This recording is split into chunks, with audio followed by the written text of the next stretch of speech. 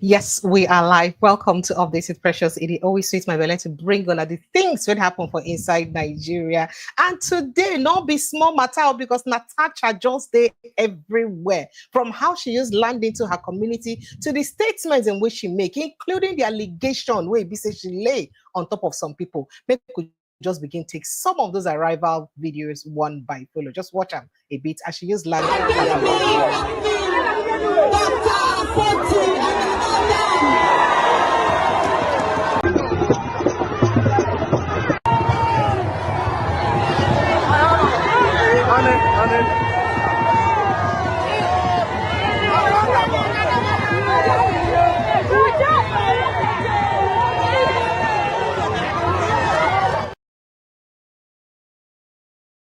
Some of these things very soon, but make we pay attention to the matter that we get to talk about today because it gets to do with insecurity. Even she herself, Natasha Akpoti-Uduaghan, don't carry better accusation of insecurity and killing. Use Sama on top of the president of the Senate, Godswill Akpabio. As she talks, say Godswill Akpabio plan to kill her. But say Intel Ododo to kill. In fact, Intel Yahaya Bello to kill them and say then discuss say money exchange hand. That kind of serious accusation.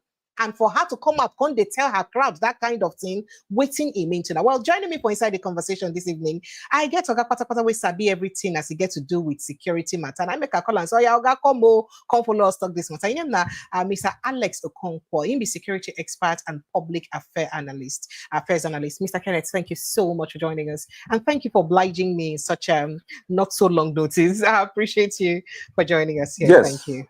Yes, it's a pleasure. Thank you so much. I hope you're seeing me because I'm not seeing. I did see you well. You be fair man. You fine somehow. You fine. Fine. Okay. I did see you. Okay. You be like see your daughter carry your nose. That's how they see like that. And I guess it's me, AY. AY, thank you so much. AY na Ayoyinka comrade Ayoyinka Oni himself now no go great person like Natasha. I be like say two of them they get combination for coconut head industry. Thank you so much, AY. I appreciate you. Thank you for having me.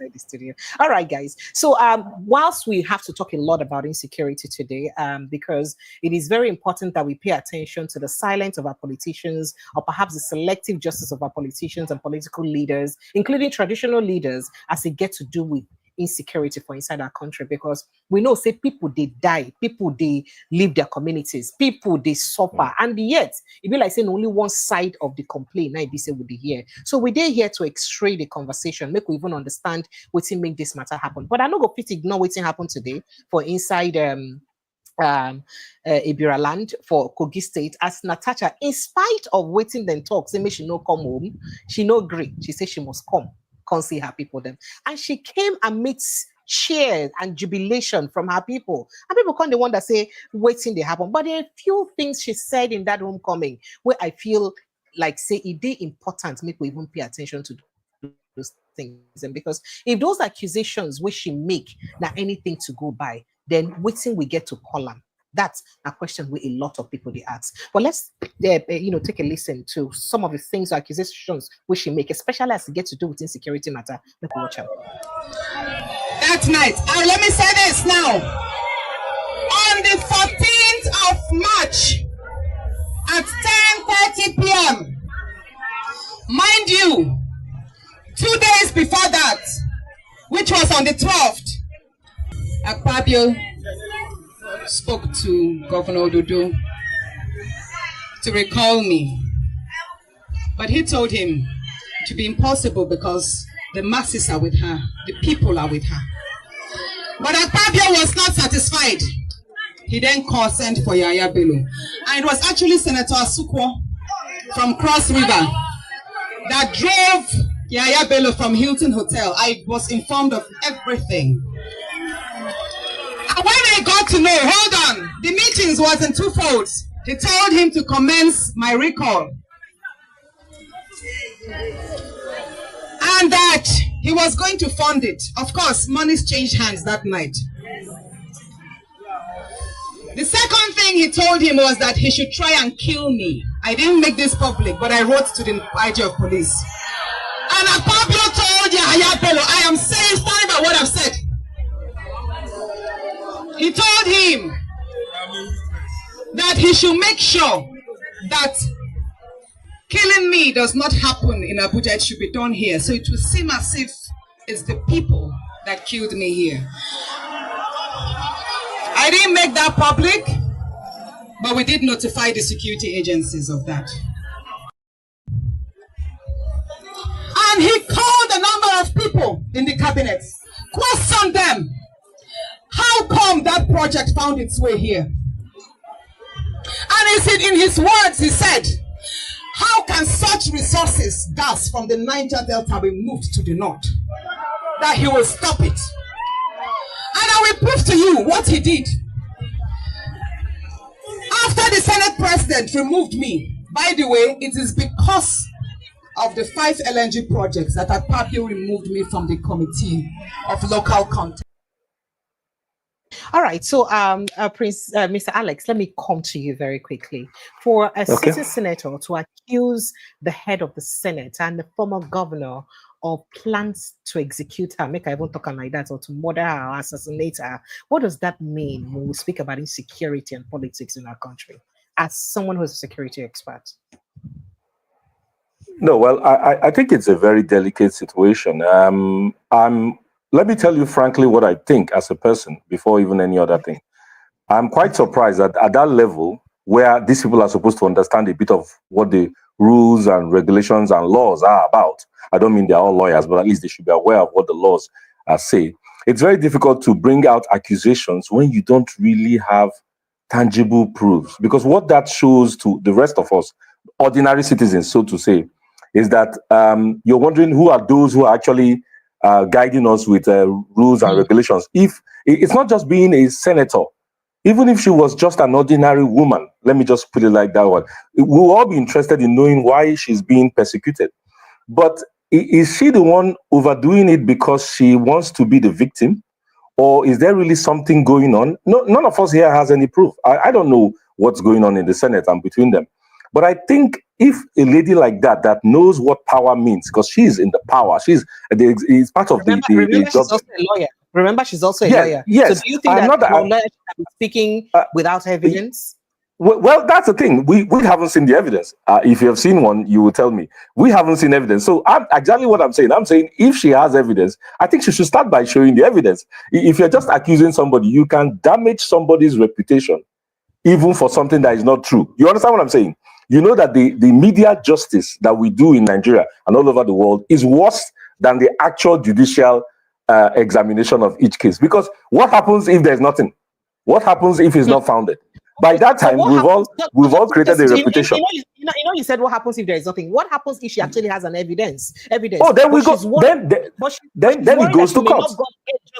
Then maybe she's worried she may not get justice in Nigeria's judicial system. That's then there are different levels. Then there are different levels. I am aware she has even gone up to the United Nations. She bypassed ECOWAS. There's even ECOWAS Court of Justice. So there are different levels. I'm just saying, no NGO in the world will hear of Natasha's case with evidence and not back her. I can guarantee you. First, she's a lady, so there's an advantage there in terms of bringing. It's easier to bring. I'm not saying it's better. I'm saying it's easier to bring out a case if you're a lady, because if a man comes out now, hold on. We're not talking of just Nigeria here. We're not talking of Nigeria here. Remember, you said, how will she be protected if truly there's an evidence? If a man comes out to say that, imagine if a male senator says what she's saying. Don't you think all of us will first laugh?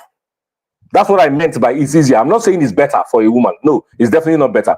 But Natasha is a senator of the Federal Republic of Nigeria. She should just bring out evidence so that it goes to court properly. That's all I'm saying. Making or creating all the brouhaha for something we don't have any evidence. I don't, as a citizen. I don't know anything. I'm just reading what she says and reading what the Senate says. But she should go to court properly with evidence. I think she would get a fair hearing. And if she doesn't, NGOs are there, the ECOWAS are there, the International Court of Justice, there are several levels. For somebody like Natasha, I'm not talking about the ordinary market woman. Remember, we're talking about someone like Natasha that can fly out and get justice. What would happen if she was just a market woman? That's why I said she should not play it at that level. She should take it all through and bring us evidence so that we stop this kind of, it's not a good image for all of us as Nigerians. These are the senators that create laws for us. All right. So AY, I know say you listen, even though say you bend your head like say you need to listen. Oh yeah, AY. So you also believe say Natasha supposed to bring her evidence, can show the people too first before she continue to talk. And waiting this kind of allegation, which is somehow on top the Senate President's mean. As a youth and somebody where be say you too, na person we sabi do, I did agree. So what does it mean? Thank you very much, and thank you for having us. And also, I greet Mr. Alex in the building. Well, I would want to start from his point of view, which I will explain and drop into mine. That is always said that he who accuses must always bring out an evidence. Proof. So, He who alleges must yeah, prove. Yes. yeah, and that is true, and that is factual to every crime in the society. But having said that, I must say that I understand the situation that Natasha is at this time. None of us, none of us Nigerians, know these politicians more than themselves. The crookedness, the wickedness, the corruption, a lot of pathetic things that we cannot begin to say that they have done on the ground. They all know, all of them know. So they know what each other can do. So at that point, remember she said she has already submitted the issue to the IG and reported it officially, but she couldn't come public. But at the point when she was in the midst of her people, she had to now play politics, which is to hit the nail on the head and get them off their feet. Yes, there's a risk, and the risk is very simple. If you don't have evidence, Akpabio can take that up and take it to court, But generally, we have to say yes. When you have, if I have an evidence that someone wants to take my life, I'm not going to keep quiet. And even if I don't have evidence, I'll make sure I shout as much as possible in a way that I will not directly accuse. The reason is because we're in a terrible society, and we have to understand that. And we do not have good politicians. Nigerians should not be talking about their politicians like they are good people. They are reasonable people. These are not reasonable people. These are people that rig election. These are people that destroy society. These are people that share money. These are people that laugh at the condition of Nigerians. So they are not reasonable people. So that is what I think she's trying to do. But yes, I agree with Mr. Alex that, if I was in her shoes and I have the evidence, probably she's trying to protect somebody, because that kind of information is also an insider that will give her. But I will say it out.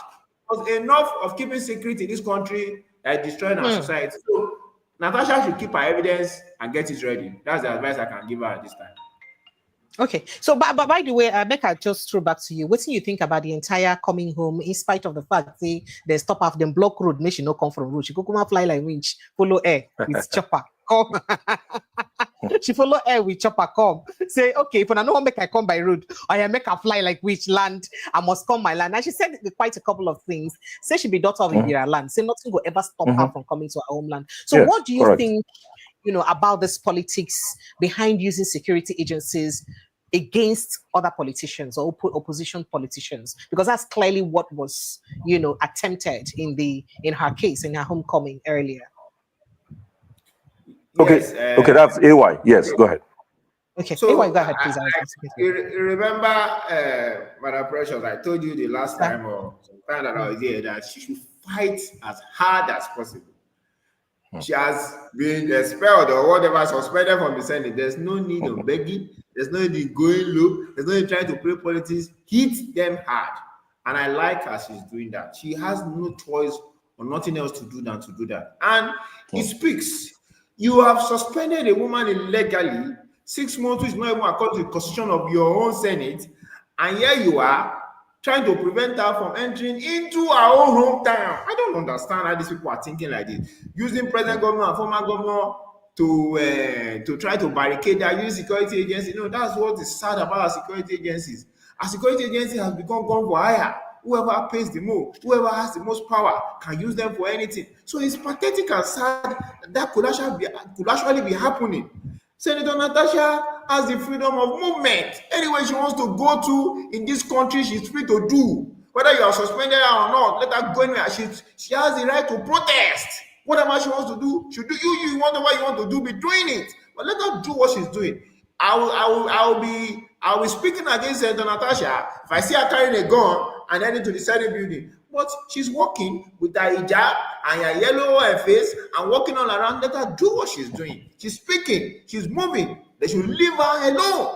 And shame on the security agencies that was used to set up roadblocks and all that. Like Natasha is a kidnapper or a terrorist. Is this not the senator that is loved by our people, which was evidence in the crowd that came to meet her, today? So it is sad, and that goes to the idea of police and to whoever has given them that authority to do that.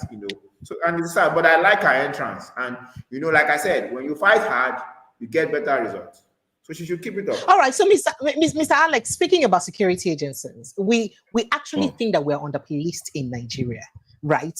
When we have over 220 million people, or 230 million people, and we have just a couple of thousands or hundreds of thousands of policemen, which is grossly inadequate to police all of us. Why they speak better English? So, at least I supposed to break and down for pidgin English. So, what's happening? They try talk and say the number of police people will we get, not even near reach the level, or even military. We're supposed to guide all of us. If you look at, the level of security people, we're supposed to govern people generally for inside the country. But even as we do them like this, we don't notice say oftentimes these security agencies, they be like saying they are the beck and call of politicians to do things so it be saying no day impactful to the security and lives of people at that time. How you take them and how you take this one will use the help to truly secure the areas them where we need to secure before we go into the proper matter then where we get. Yes, well, to be frank with you, you're right. We don't have enough policemen. We don't have enough security agencies in Nigeria because the population is huge. The landmass is huge. Nigeria is almost 4 times the size of France. People don't know that. So you can imagine. But let me just make it clear. We will never be able to cover the whole country. In fact, as we speak, we have less than 600,000 policemen. That is active policemen. Of course, some go into retirement every year. 1 million, No, we don't have up to 1 million for the whole country. Yeah, no, even the zeros are too many. Don't go. You will not. The decimal point will just make you crazy. That would have not been a major problem if the 600,000 we're talking about are on ground. I'll give you an example. I worked a few years ago in some region in France, and what they experimented, because they all these Western countries have had the issues we have. Just before us, they've always had issues with democracy was not like this in France maybe 100 years ago. So it's something that we're getting through. So let me go back to my example. What they now do in police stations is to have administrative officers who have police training but are not necessarily policemen. I'll explain to you. When you go to a police station, you're supposed to go and make a claim. What you need is somebody who can ask you questions, get the facts, and then appoint a policeman to investigate. So you don't actually need a trained policeman who is like a CID or whatever to sit down there and just type. In fact, when you go to police station, you see that there's nobody capable of typing. Because what you need is actually administrators. So they can be secretaries, they can be police clerks, whatever. That is what you need in the police station. What you now need on ground is real policemen, infiltrating, CIDs, and so on and so forth. So if we had used our 600,000 policemen, so to say, it's a bit less than that. If we had put them on the field, to actually guard places, and you will see that we will still have a feeling of security. But close to 10% of that number are guarding VIPs. So already we've lost ground. And then a good percentage are guarding banks and hotels and whatever. So you see, we're already doing the wrong thing with the small number we have. So that's why I say the problem is multiple. It's not just that we are insufficient in terms of policemen, but they are also being misused. Then they are badly trained. Then they have poor welfare, poor equipment and poor reputation. Don't forget, at the end of the day, the police is supposed to be your friend.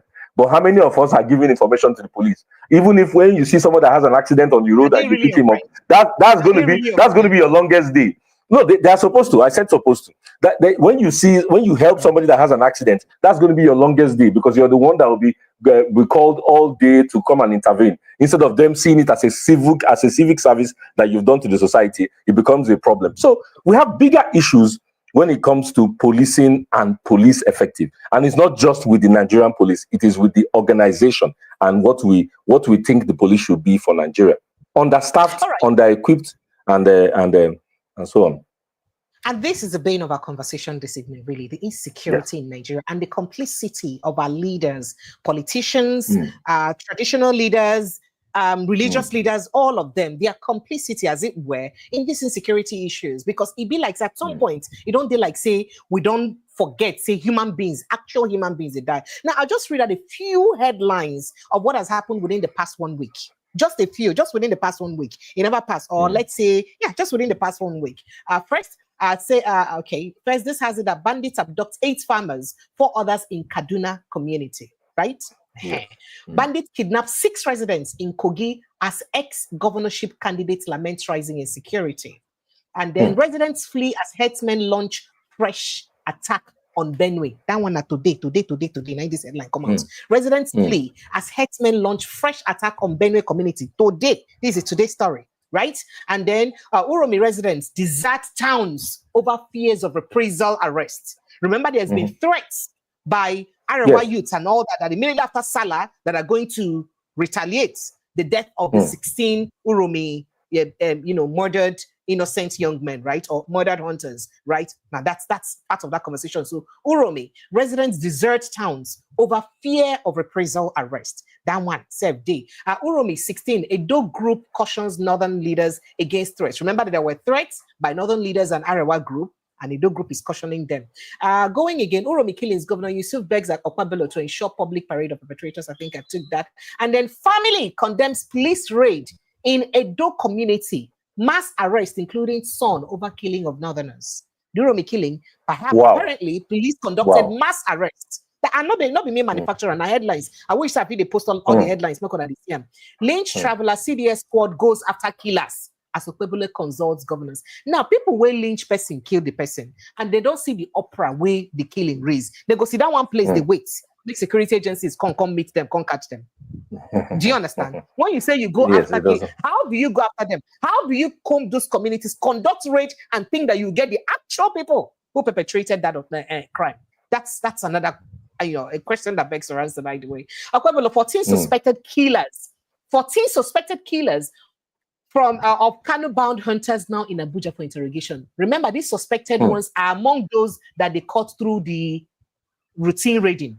Remember, the ones where they catch through the routine raiding. Okay, all right. I go further with other headlines. Headsmen overrun farm settlements, occupy homes, schools in Enugu's Ehamofa amid government silence. Silence by government. We can go on and on and on with these headlines about insecurity in our country.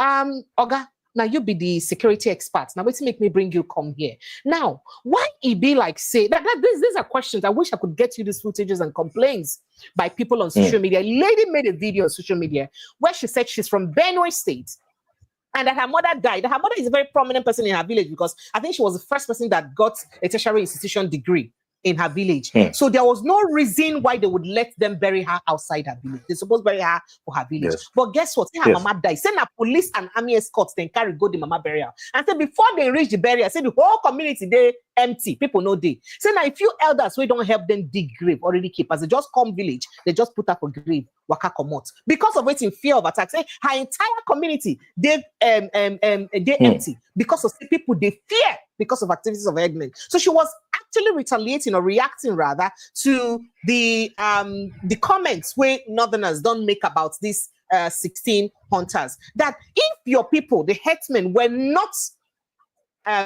known for this attitude, or they do things for other people communities, people for no see innocent one of them come kill them, say they no be hunters, they be kidnappers. And then another person don't come talk. In fact, somebody who spoke, he's an Hausa man. He said that the Hausa people are actually complicit in what is happening. He said that what makes them complicit is because of their Almajiri tradition. Why you go born children where you no feel accountable for? He can't talk and say, Mr. Alex, as you born picking like this, one of your picking, you know, see him, you go ask question. In fact, if your picking bring pen, when you buy for and come house, you go ask and say, where you carry this pen come from? Or you come and explain to us. What's happened? I wouldn't let my kids bring anything that I didn't buy for them into the house. And I'm sure any Fantastic. good and mindful parents no go fit do that kind of thing. But when you born children where you no go fit take care of, after a while, you just leave them, men as society take care of them. Why will they not become a menace to the same society? And why it be said in the cry for this kind of things where they happen now, the northern leaders or northern elites, including our southern politicians, now they pay attention to the root of the matter where they cause the problem. And why they say we get a form of selective justice? And they come on, and they real have things, then too plenty for my head. Now, why they say we get a form of selective justice? Now, there was an attack on some prominent military officials for inside Abia State. Remember, when they keep people for Abia State, immediately the president bring out a statement, say, make the military people fish out the perpetrators, deal with all of them. There was a raid in Abia State where that thing happened, and including innocent people, they arrest them, carry them, go. Some of them will never come out from that detention till today. There was something like that in Okwama community in Delta State, where it be say army go settle land disputes where not them within their jurisdiction, and they were ambushed, and they have work to do, and they were ambushed and they were killed. Sadly, may the souls of those army officials rest in peace. But guess what? They said they raised the entire community down. In fact, somebody who was an eyewitness said that only the church in that community was standing. They raised all buildings down because the president gave a marching order to them to make sure they do the best. But not quite long after that happened in Okwama, an attack on military happened in Borno, in Zamfara, including top-ranking military officials too, were killed in that raid. You're a military and a security expert. I'm sure you have details of what I'm talking about. Were killed in that ambush. Guess what? There was no marching order by the president. Fish them out, perpetrators, deal with them. Why so? So why if you said the people they want to commit this? Okay, go ahead. I let you make a laugh. I want just to start with that last one so that we don't confuse our listeners. The very last example you gave of Bonu, the differences between when things like that happen in the North Central or Northeast, like areas like Bonu, that are known for that, and that's the word you have to keep here, that are reputed to have that, is that yes, known for ambush on the military. Yes, in Bonu, it's not uncommon. It should be yes. And it should be normal. No. So I didn't say it's normal. No, I didn't say it's normal. No, Precious, hold on, let me get there. I didn't say it's normal. I said it is reputed. Yes. So you're not no, I wouldn't even use that. What I would say is for the military guys, when those things happen in Bonu and some areas like Katsina and Zamfara, they are waiting to be ambushed at one time or the other. So the reaction of the military is like a long-term thing. They already react. They don't need the president to tell them to go and react. It's a war. It's asymmetric warfare that is going on between the military and Boko Haram and bandits. So generally, when it happens in Bonu, they are bandits. I want to tell you that. But when it happens in places like Delta or parts of the Southeast, these are not supposed to be counted as terrorists. In my view, it would be a mistake to think there is a one solution for all. So generally, the president or the commander-in-chief or the federal government is trying to make these things look like, yes, we can contain it. The one in Bonu will still happen. I can tell you right now, the problem in Bonu will still happen. As in, the army is being ambushed regularly. Mr. Alex, I don't understand you. Repeat that thing. Help me rewind that thing. If you happen to what I'm trying to explain to you that in areas like Katsina, Zamfara, and Bonu, ambushing the military or military personnel is quite common. It's not as uncommon as it will make it. Yes, if you want to say it that way. But when it happens in a community in Abia State, it is actually big news. We don't expect that. So when the president intervenes, he is actually intervening to make it look like this is unique. Please go and fish them out so that we don't have crisis. What happened? Let's go back to the 16 headers that were unfortunately, I mean, this is very sad. It is barbaric. There's no other word for it. It's barbaric. There's no excuse for killing a human being like that. Exactly. We don't pray. There is no excuse in killing Deborah the way she was killed and murdered and stoned. Yes. We'll come to that. Let's not mix it up. I want to finish that point. It is very unfortunate and very sad. And what we don't want is repercussion. You see what you said, that some northern leaders have called for. You see that phrase you made. You can only do it in the context of what happened in Delta State, because clearly it's looking like people in Delta State attack northerners. That's what it looks like. While in Bonu, and I want to give you that example, who are you? There's no vengeance because the army knows that bandits attacked them. So it is a normal thing for the army. What they will do, they do their revenge. They don't need they don't need the president or the governor to tell them what to do. The military is well equipped to tackle these bandits. It's actually an accident of warfare in that case. So let us separate the two things so that our auditors, our listeners don't get confused. What happens in Delta State or what happened in states like Abia are accidents that should not happen. They are very barbaric. They are very, just like in Benue State, they are very barbaric. When people take things in, vigilantes took things in their hands, called the population, and they burnt these people to death. Can you imagine? That's terrible. When it happens in Borno, it is Boko Haram insurgents and bandits that take gun and ambush the army. There is a fight. Are you getting what I'm saying? There's actually a fight, a combat, and then they ambush the army because they are more than them. Mr. Alex, I think you're also mixing it up. Apologies, because I have to make a clarification. Apart from that which happens in Borno State and Zamfara and the rest of them, which is between the bandits or terrorists, as it were, and the military, and Nigerian military. There is also one. There's also the ones that happen in Plateau, in Taraba, in Zamfara, in Benue, in Enugu, in Ondo State that they've been crying. Yes. In Ondo State about the activities of headers. Headers are not terrorists. No, we're saying different. No, it's two different things. It's two different things. Let's go. Yes. Let's go back to headers. Let's go to headers. Headers have always had problems with farmers. You know, it didn't start today. You know that the headers have always had problems with farmers. And you know why? You know the origin of that problem. We have a land issue in Nigeria. In the southeast and in the south. Yes, of course. Oh, yes, of course. In Ondo State, headers are having problems with farmers everywhere in Nigeria because they are coming more and more to south. You know they are nomadic. The headers are nomadic by their occupation. They don't stay in one place. That was why the former. What should government do? Okay. We're coming to that. We're coming to that. We're coming to that. The solutions are holistic. But let us clarify the framework. When you say headers and farmers clashes, it is clearly because they are fighting for land. It is the same cattle that needs to eat grass. No. I'm coming to that.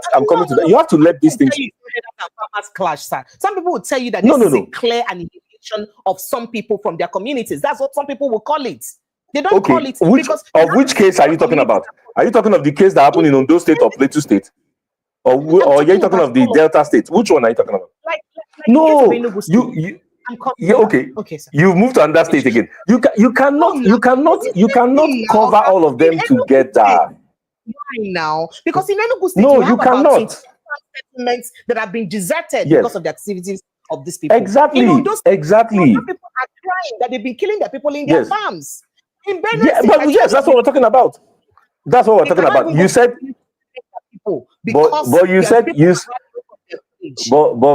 Madam Precious, you said, what are the solutions? Is that not the question? Is that not the question we should come out with at the end of the day? Yes, we can lament.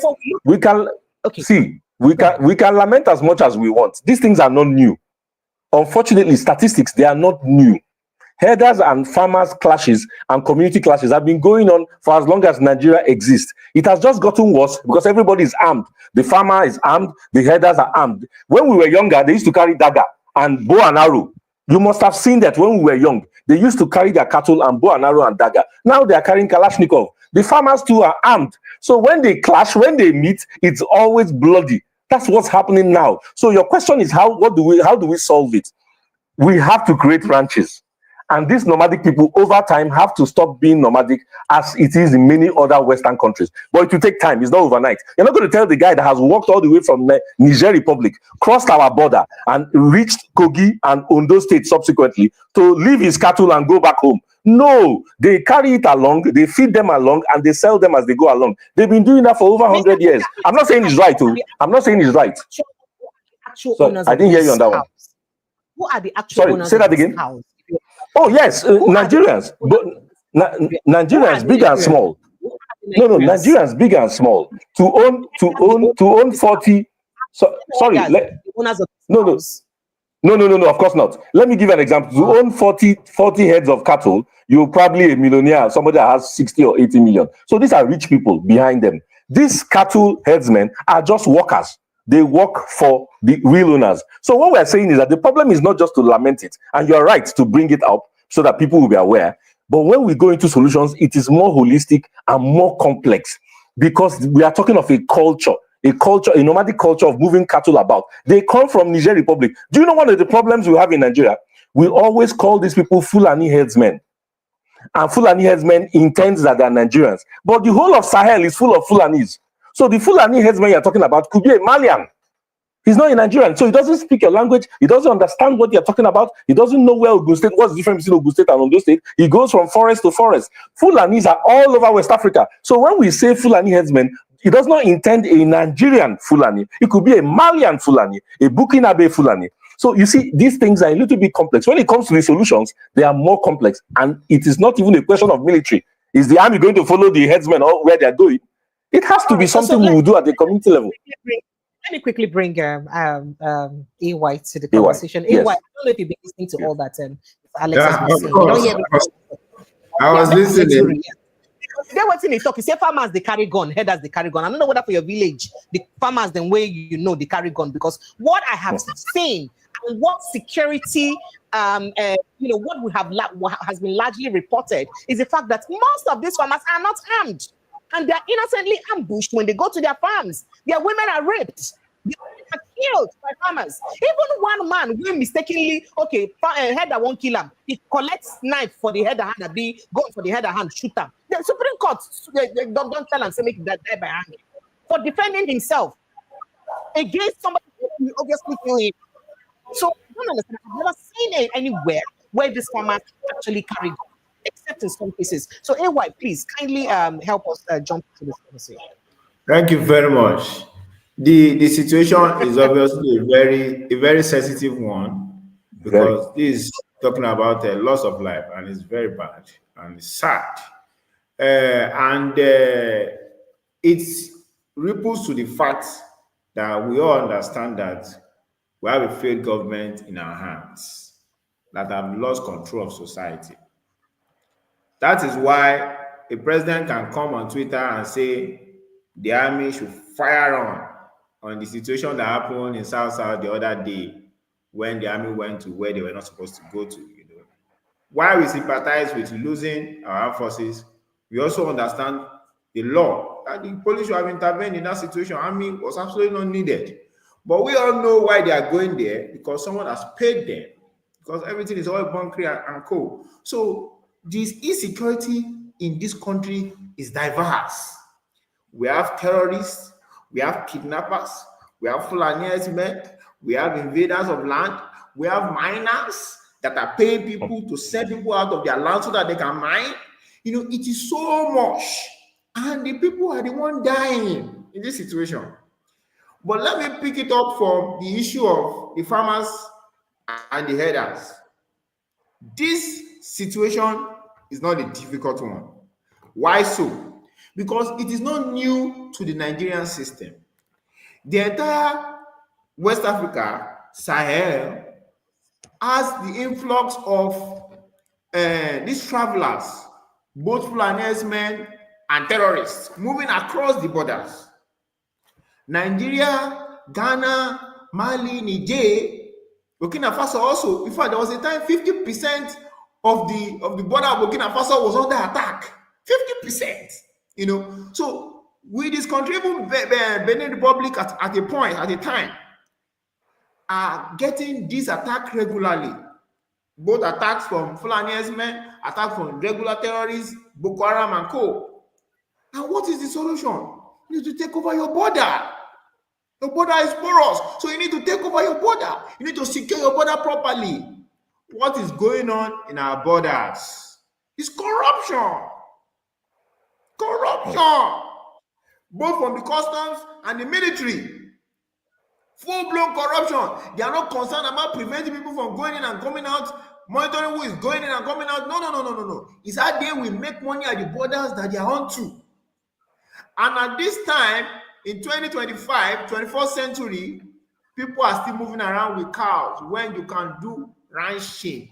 Put your cows in a location and get food to them. Nigeria, Africa is not the only country that has cows. Texas in the US is a big state with farmland.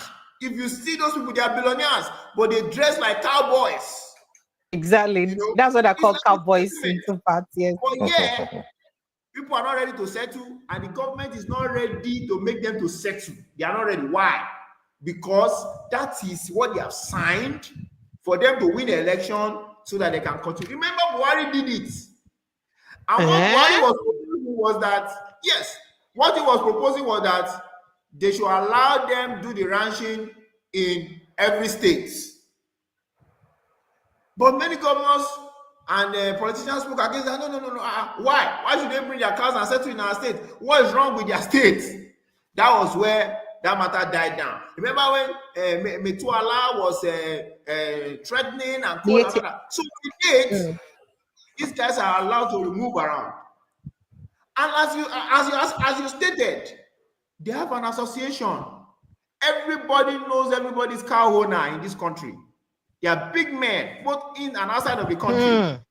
Simple instruction to these people, those cows will stop from moving. Go and get the land in Kano, go and get the land in Kaduna, go and get the land in Sokoto, get the land in Kebbi, get the land in Borno, and take food to your cows. They will respond and obey.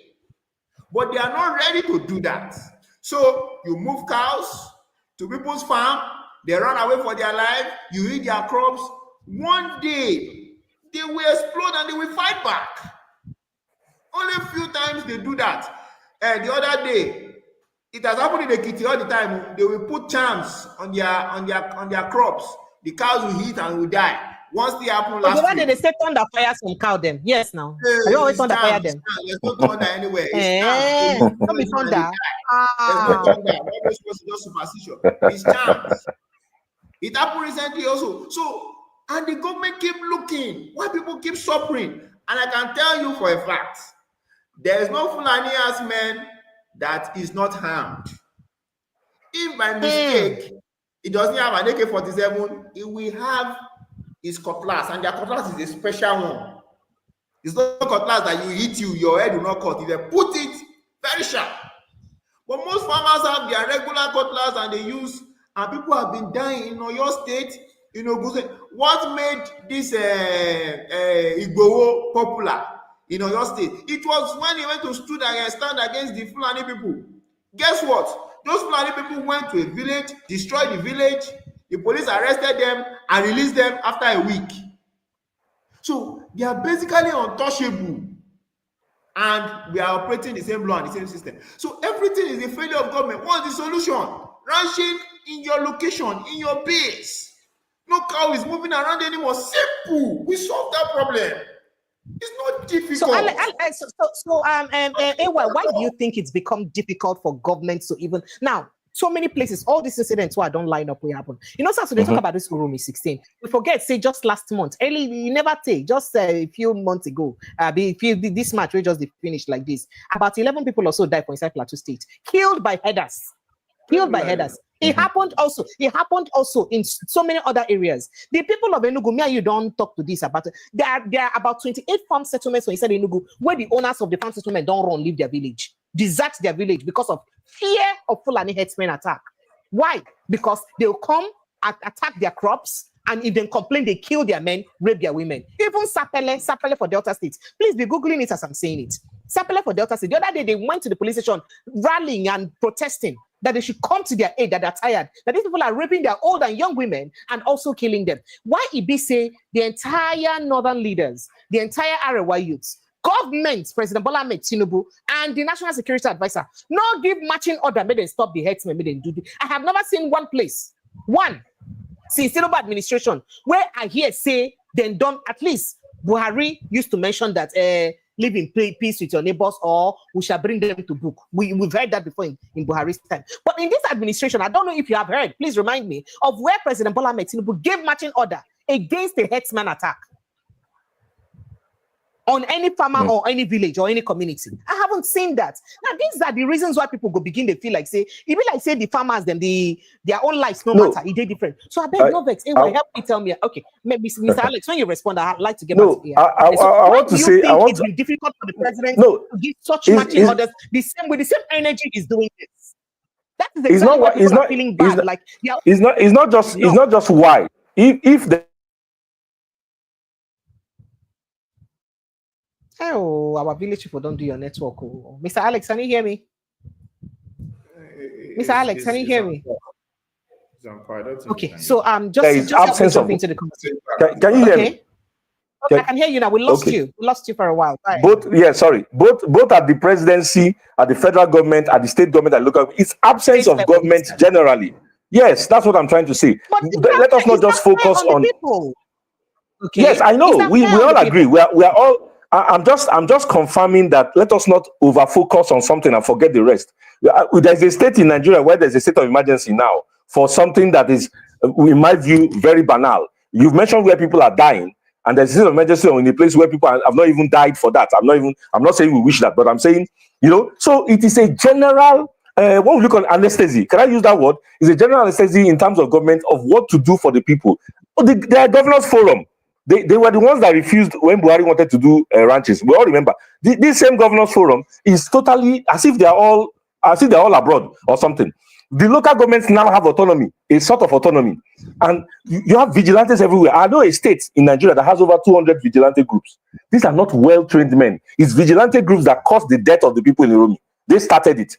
Vigilantes. You have men who have been walking up and down, don't have any function. They put them in vigilante. They are not trained. There are no laws to protect them or to guide them, and they go around doing killings. Let's be careful. The country is drifting into mayhem. Mr. Alex, now let's you just mentioned going around doing mayhem. I'm sorry, you see, I feel like I said the country is drifting into mayhem. You said they go around doing mayhem. Maybe go good, make we treat that word, because if you look at the Uromi situation now, here are a group of hunters alleged to have come from Port Harcourt.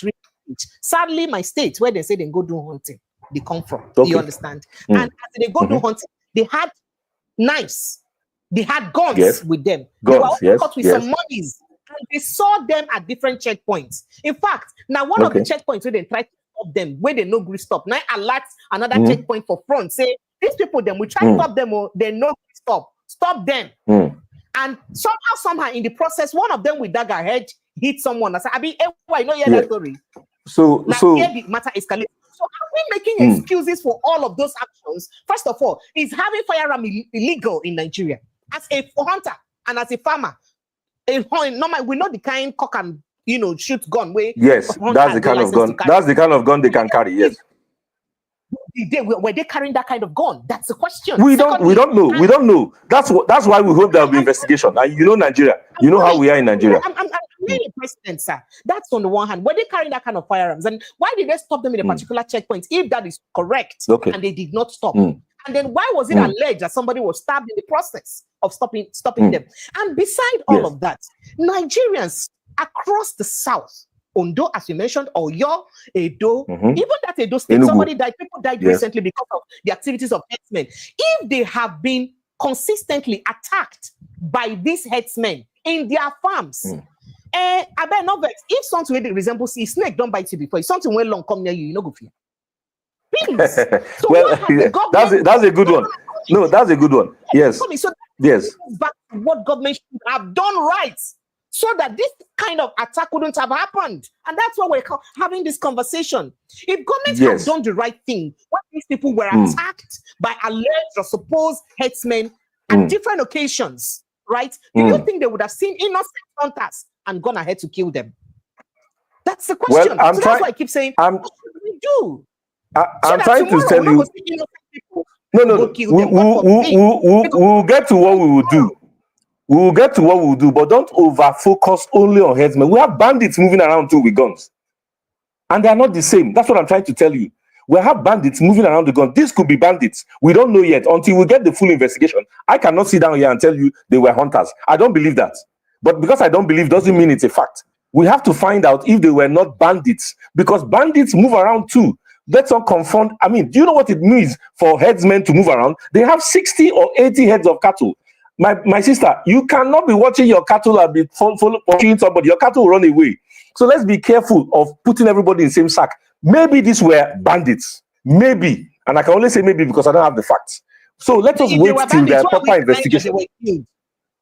Hey, that's what I'm going in your line. Yeah, we don't know. We don't know until we know. Until we know, we cannot. You get my point. Do you get my point? My point is we cannot cry one way or the other until we have investigations and know. What we know is that 16 people have been killed. They were burnt to death, and let us find out more. So don't over focus on headsmen, because headsmen are still needed.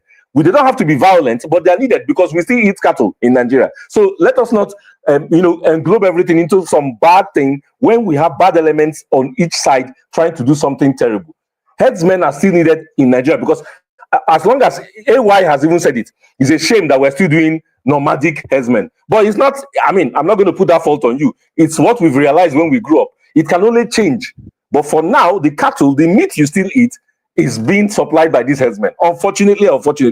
So what we have to do is get to solutions. What do we do to make this situation better for the farmers and for the headsmen?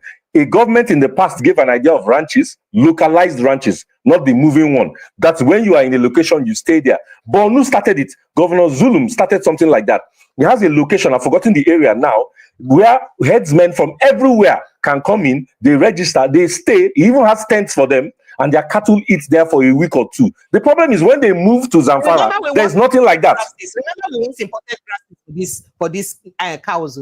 Yes, totally. To import grasses for cows, which is a private business, by the way, and not a business that brings money. Abroad is a huge business. In countries like Denmark or Holland, it's a huge business. We all know that. But AY and Madam Precious, how do we go from what we know now to this situation that we all hope for, where they can? It's not going to happen overnight. So the question is, what do we do in the meantime? That's the only question we can answer, because this headsman thing transforming to becoming less nomadic might take us 20 years again. It's not going to happen overnight. You all know that. So what do we do between now and then? That's the question we should be focusing on, because headers and farmers clashes will always happen. I can tell you in April we're going to have some. So what are we going to do to stop that meanwhile? A lot of my callers and responders are feeling a bit offended that you still call it headers and farmer clashes, considering the fact that 90% or 99% of the casualties are usually the farmers and not the headers. And 90% of the attackers are usually the headsmen and not the farmers. I never said the headsmen are not the ones coming out rather alive. But it still clashes. There's no other way to define it. There's no other way. They go to people's farms, so it's a clash. There's a clash. Pure attacks. So you could call it headers attacks on farmers. If we say the truth, we're not going to die. Are we going to die? Well, if you prefer that, no. Nobody has the monopoly on truth. When you go into the investigations, let me give you an example. We did a study with some colleagues. This is more than 10 years ago. Do you know what we realized? In the 1980s and in the 1990s, this study was done, actually research and also in terms of on-ground information.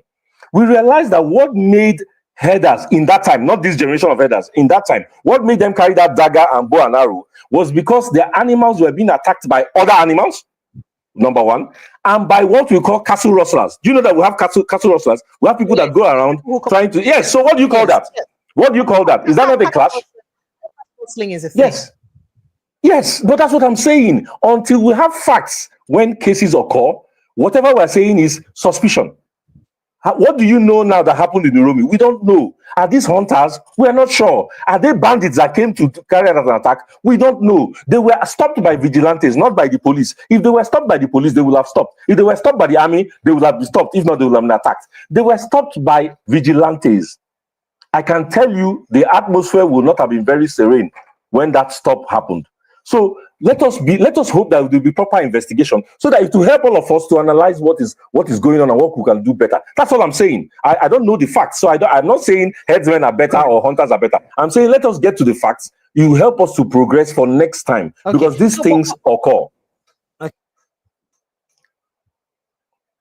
Go ahead. So you know that because there's been antecedents of other parts of the world, other parts of the country where this has happened before, and that's the reason why it looks like there is a lot of attention to these activities. If we haven't had issues where consistent attacks or situations where farmers have died in their farms innocently and all of those, Nigerians perhaps wouldn't have been complaining about this that way. But AY, let me come to you now. I beg, make I speak my pidgin English. No vex. AY, what will be the politics? What do you think will be the politics with they behind? What to make our government officials they need to get balance when they talk this? Example, Atiku Abubakar, when they lynched Deborah because of blasphemy and all that, he post and finish, then can't delete them. You not talk anything about them again. And most times when would they get, not believe Deborah where they don't kill out of blasphemy. Remember the redeemed woman or the one woman where be say be the pray or not, where be say they kill. Remember people where be say they even attack where they chop during you didn't want incidents where them somebody chop during Ramadan period they attack the person. I don't know whether you understand me. You don't hear those news several times and all that. Yeah, sure. So there's been several incidences. So we could not talk only a Deborah issue. So why it be saying when those issues happen, the entire North, the entire Sultan, Caliphate, Northern politicians, Southern politicians too, everybody they keep quiet. Nobody they talk. In fact, a typical example now, a young man from Kogi State, Yahaya Bello and Ododo State, just yesterday, day before yesterday, they carry news say he go Boys Brigade camp for inside FCT, Federal Capital Territory. Then go Boys Brigade camp. And he's one of the leaders of the Boys Brigade young men, right? And where they go camp for inside bush, they come not to say rain won't fall. So they can't gather the children and say, okay, make them go to the nearby church where they go see, go get shelter. Then they took the children to get shelter. He and one other man, who's an elder too, like him, like, you know, the eldest of them all, say, make them go carry their remaining things. So inside bush where they go, they do ranch, what did they call them? Camping. Headsmen saw them, attacked them. The man, one of the men run, escaped. But that young man, John Johnson, was killed in that incident. He's from Igala in Kogi State. He was killed from that. And then when reports carry, they go report to police. Police can go ask around Fulani community. We did that. The Fulani heads of the head of the Fulani community, they say, oh, some Fulani headsmen escape and they run away the early morning before. So you go down be there, we commit the attack. Till today, no arrest, no raid. No, you know, see the way they do raid for Urumi. No raid, no arrest, no nothing. In fact, news need they carry them the way news supposed to carry them. No outcry. Does it mean that the life of John Johnson no matter? Does it mean that the life of John Johnson no matter? The women then where they Enugu State where they cry every day, where they Sapele where they cry every day, where they on those states where they cry every day. It means say their own life no matter. Now, yeah, I think this is a video of a protest for inside on those states where they protest, even carry the protest, even go to their government house. They even carry the dead body of the farmers, then way be say the headers and kill. Go give the governor. So you take ecosystem, I don't want to take action. Carry this dead body. So why is it that government keeps quiet? Even our southern leaders, including the northern leaders, when they cry out now, why do they keep quiet in the face of all of this? What's the politics behind that? Let me play that footage for you before I get to it.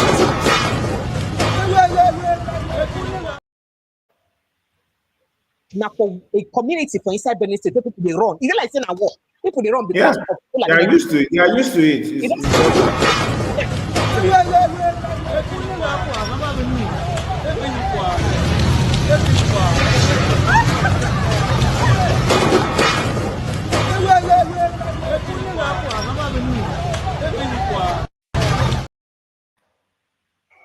They live in constant fear. Now, this is what happened in that Ondo community as they protest.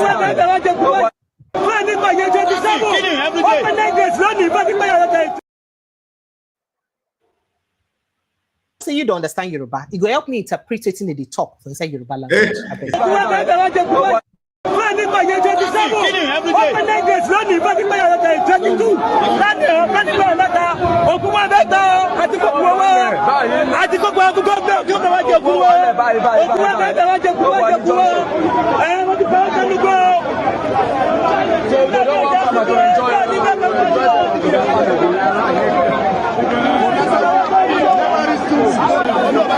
Currently, we are at the government office in Alagbaka, Akure, where members of some communities in Ondo State are protesting the state of insecurity in their various communities.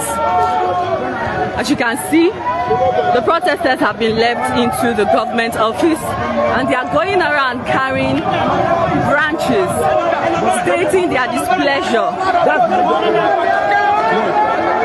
at the state of insecurity in their areas, their communities in Ondo State.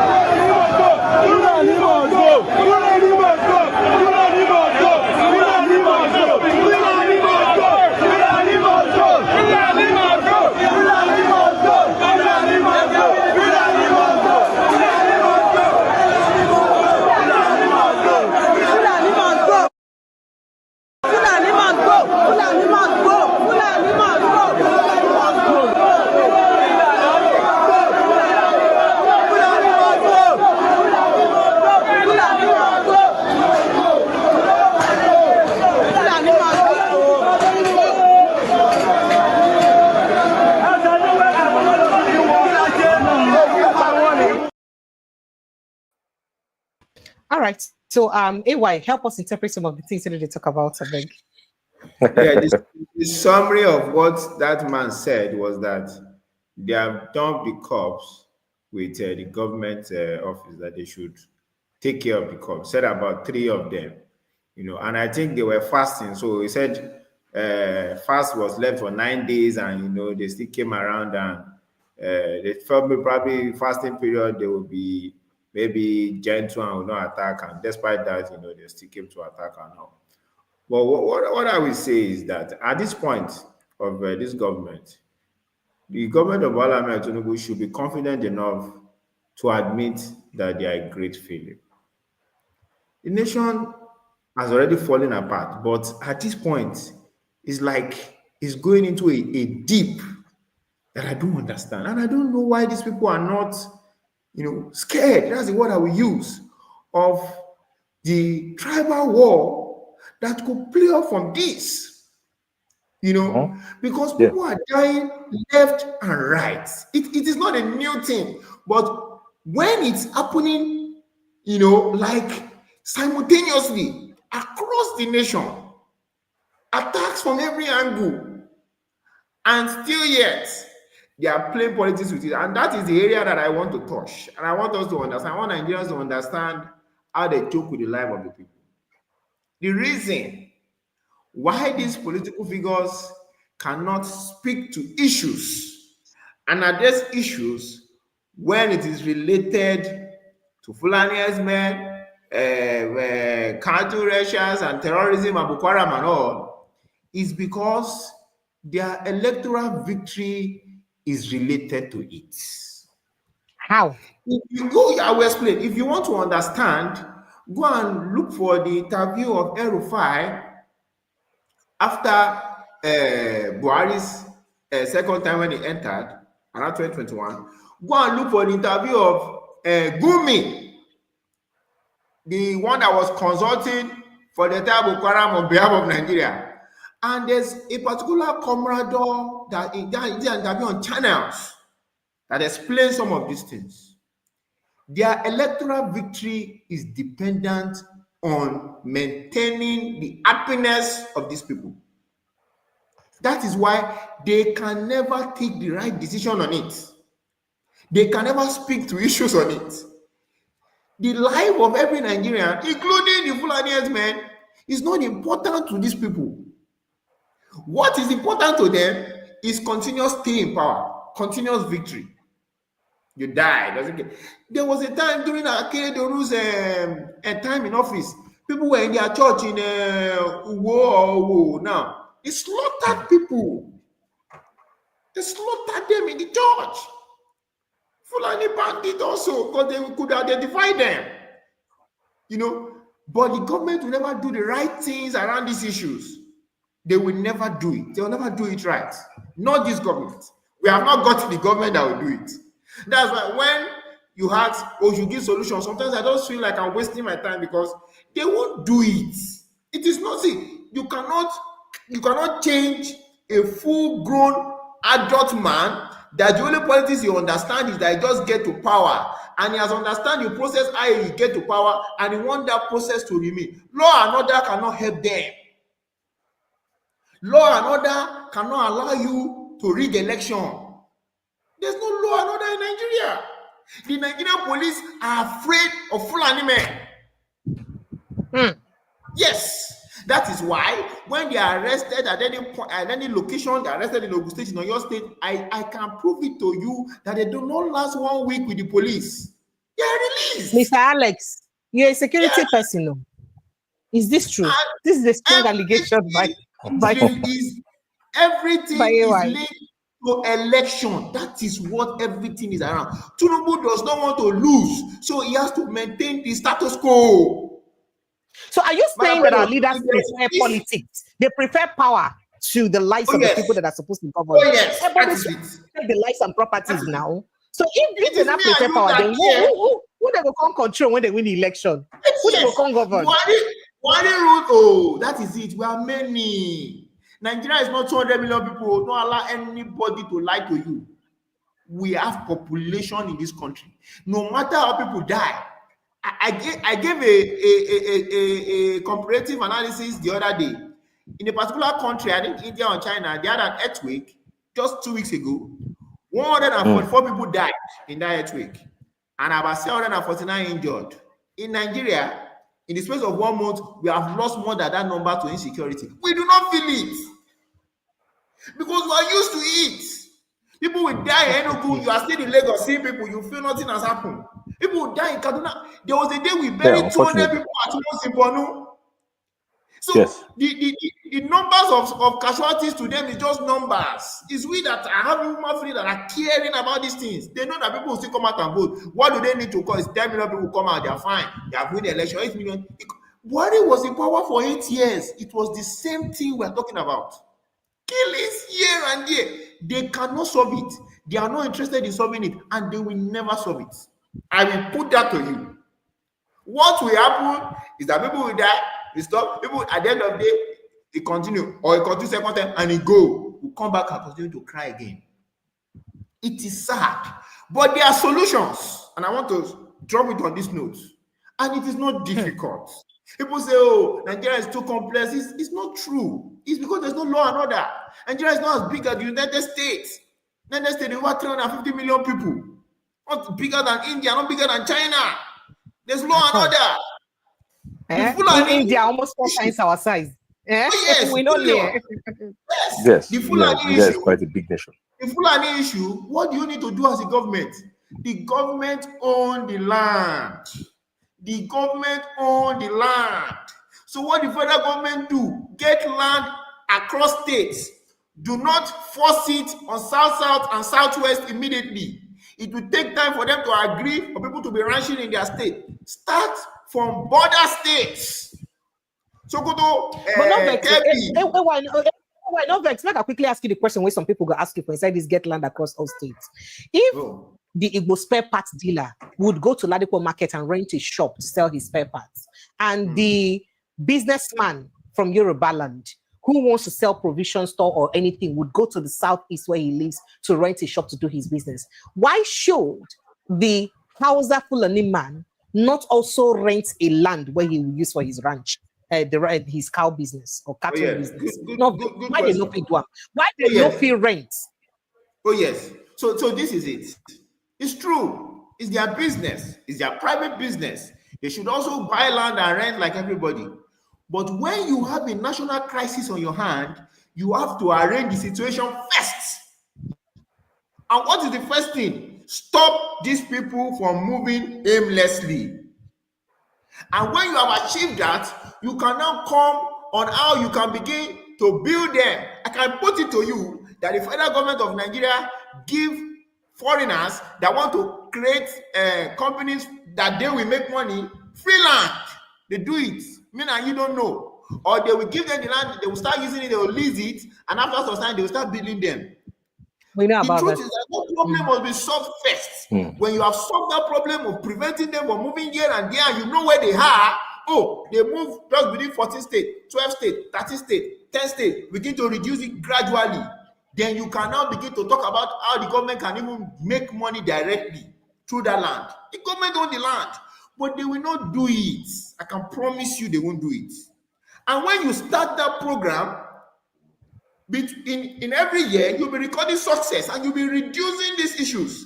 And before you complete your 4 years, you have reduced it to the barest minimum. And another government can come and consolidate on it. It's not going to be a program that will stop and the federal government will make money, but they will not do it. That is one. When you have reduced that, you cannot focus on the bandits. The bandits are totally different from the Fulani headsmen. Totally different. What does the bandit do? The bandits now they want different from Boko Haram. They're different from Boko Haram. They're different from Boko Haram. Remember say Kashi Bara will tell us say them bring them from the Sahel to win election. So we could not forget saying that the faction of terrorists they bring from Sahel be that. Okay, let's go ahead. They ransack villages on behalf of some big men. They attack communities. Sometimes they even rob banks. They rape villages. They kidnap. Those ones are there. The man that just got released, Prince Adedigu or so, you know, the Afenifere youth something. Yes, the youth leader. Yes. He said that they have their base in every southwest state. Ogun State, Oyo State, they are everywhere, and it's a business that is there. But when you have reduced the Fulani issue, you can focus on that. Get your military men, attack these bases, stop them, go after them. Then you can focus on Boko Haram, which is an international issue, you know. But I can promise you, Madam Precious, they are not interested in doing that. Where there is Make I ask you a quick question. You talk about bandits having camps scattered around southern forest, as it were, as the Afenifere youth, everywhere in the country, actually. Yes, as the Afenifere youth leader talk, right? But as I said, a friend of mine, one of my analysts here, been talk say one of a friend we been kidnapped recently. Talk say the bush we carry and go now inside Shagamu forest here, and that the young men who arrested him or who kidnapped him were Hausa speaking, Fulani speaking young men, and they were very young. They were like from age 18 downwards. You understand? But they were very brutal. That anybody will be said, and they carry them trek for more than 10 hours inside the forest from midnight. And any of them when up trek, they shoot you and waste you off and go. That person has died and will be rotting there, and they move on and all that. Yeah, now, social media, do you expect? Yes. How do you expect a normal southerner like me now to differentiate between a Fulani headsman and a bandit from Fulani extraction where they inside our forest with AK-47? How do I tell the difference? Do you think that this may not be the reason what may have led to the death of this Uromi young man? I'm sorry, but let's go ahead.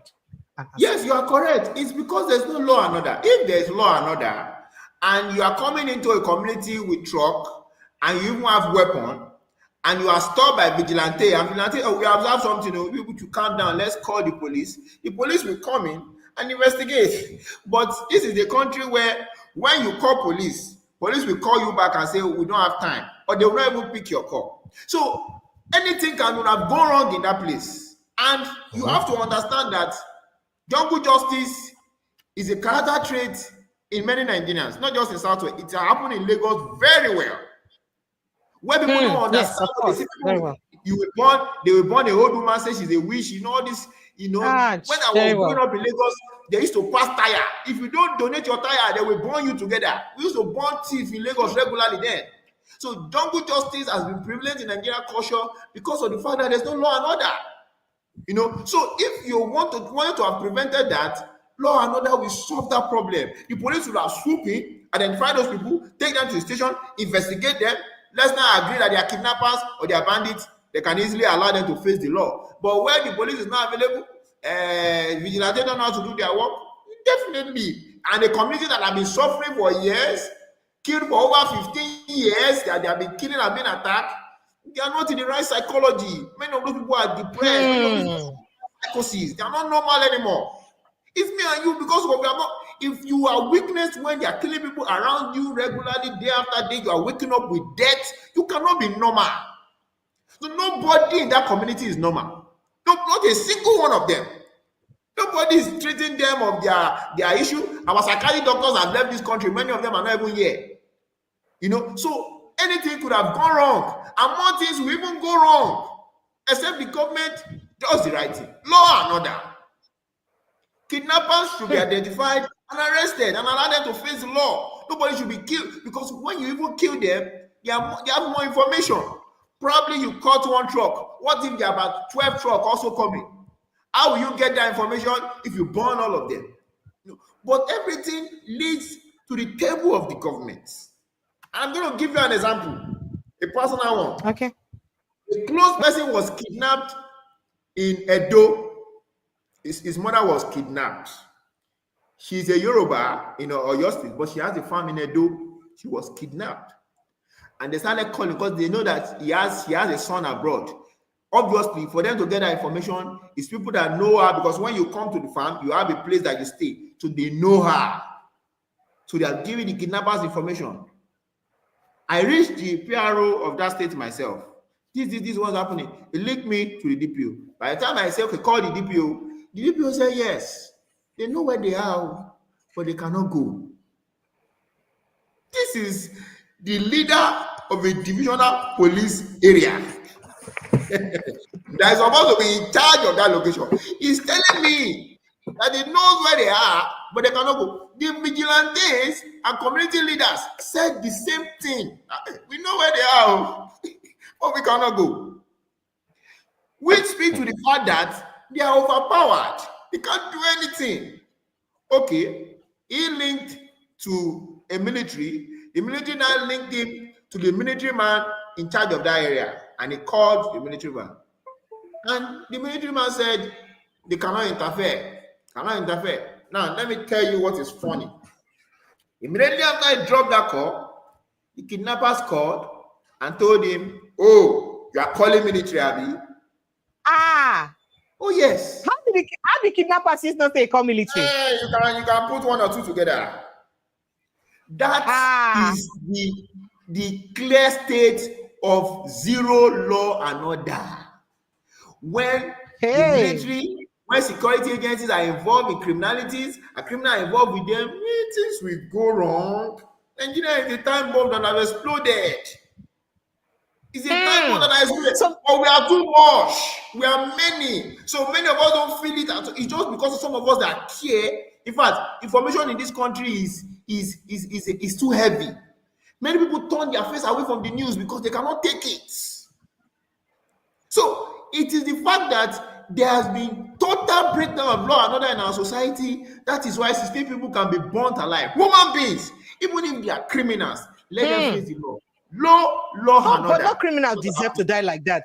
Yes, now, because you see they're innocent until you're proven guilty. Mr. Alex, I saw you, as they see you, they shake your head and they nod when it's correct. Would you like to react to that? When you react to it, if you want to react, they will both. No, it's correct. It's correct. It's simple. I mean, we cannot, we are still a barbaric society, unfortunately. And that's the word. We're still barbaric. He said it. He said it in Lagos, but it's not just in Lagos. Elsewhere in the country, in the north as well, people are being burnt and attacked for. That is why somebody has to clean up this mess so that we know what we are talking about.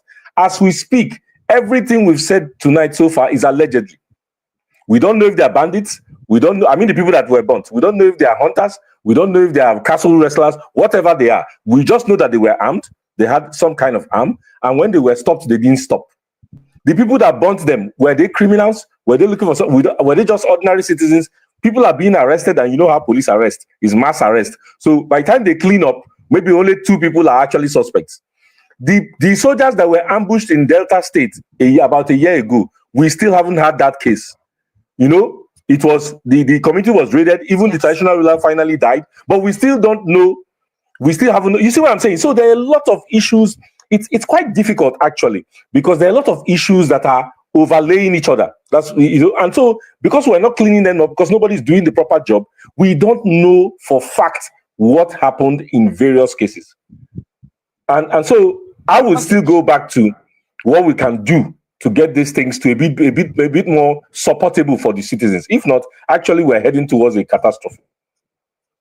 All right, so before we get to your solutions, let's look at some of the solutions that government themselves have provided so far. So as I speak to you, since I think 2016, the administration of the APC, they, established this Operation Safe Corridor, where then they de-radicalize, refurbish and reintegrate Boko Haram and other terrorists. Yes.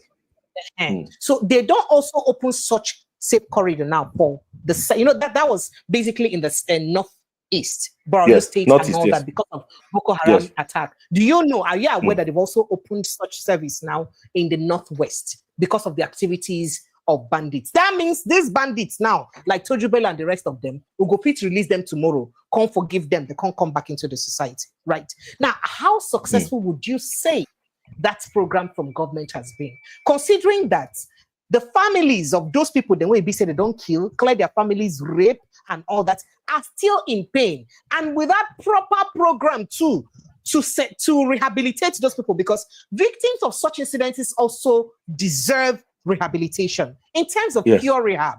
Do we really have rehabs for people who be said don't go through that attack? Wait till make I remember this issue. Now, a video of one woman who I played yesterday. Now, in Nigeria, and we be from northern extraction, we live for outside the country. I think she was on a video conversation with her family members or friends and all that, where she they talk about the activities of the kind of actions or inactions of northern leaders when incidents like this happen. Watch her, she talk. Actually, they talk, say they rape her repeatedly, stab her, and all that. That her country could not even help her. She had to go seek asylum in another country. That right now, most nations across the world, they take asylum seekers from northern Nigeria anymore. Why? Because they feel like say, it be like say on our leaders don't want help on us, so make we self leave on her. Make on a date on a page. Watch it. Horror. Wallahi tallahi idan abu yana kama da yawm al-qiyama. Allah ina gana gan shi when I was in captivity. I saw that. I saw horror. I still have nightmares, bad nightmares. Da sai an rike ni har yau har gobe. Akan horrors din da na gani. Akan horrors din da na gani. That's why I left Nigeria. That's why I'm here. But wallahi tallahi, if you have not been through what we've been through, a lot of us that have been in captivity and been raped multiple times by terrorists, you would not know. You would not know the pain. You would not know the agony. Nobody stood. Nobody believed me. Nobody said anything. Nobody helped me. No one. No one. And that's what's happening right now to our children. That's what's happening right now to our children. They're being killed. Nobody's believing them. Nobody's saying anything. Nobody's accepting any refugee from northern Nigeria. Nobody. I was raped by terrorists. I was raped. I was naked. I still have marks on my arm. I know what's going on. I know the pain. I know the pain. La ilaha illallah. La ilaha illallah.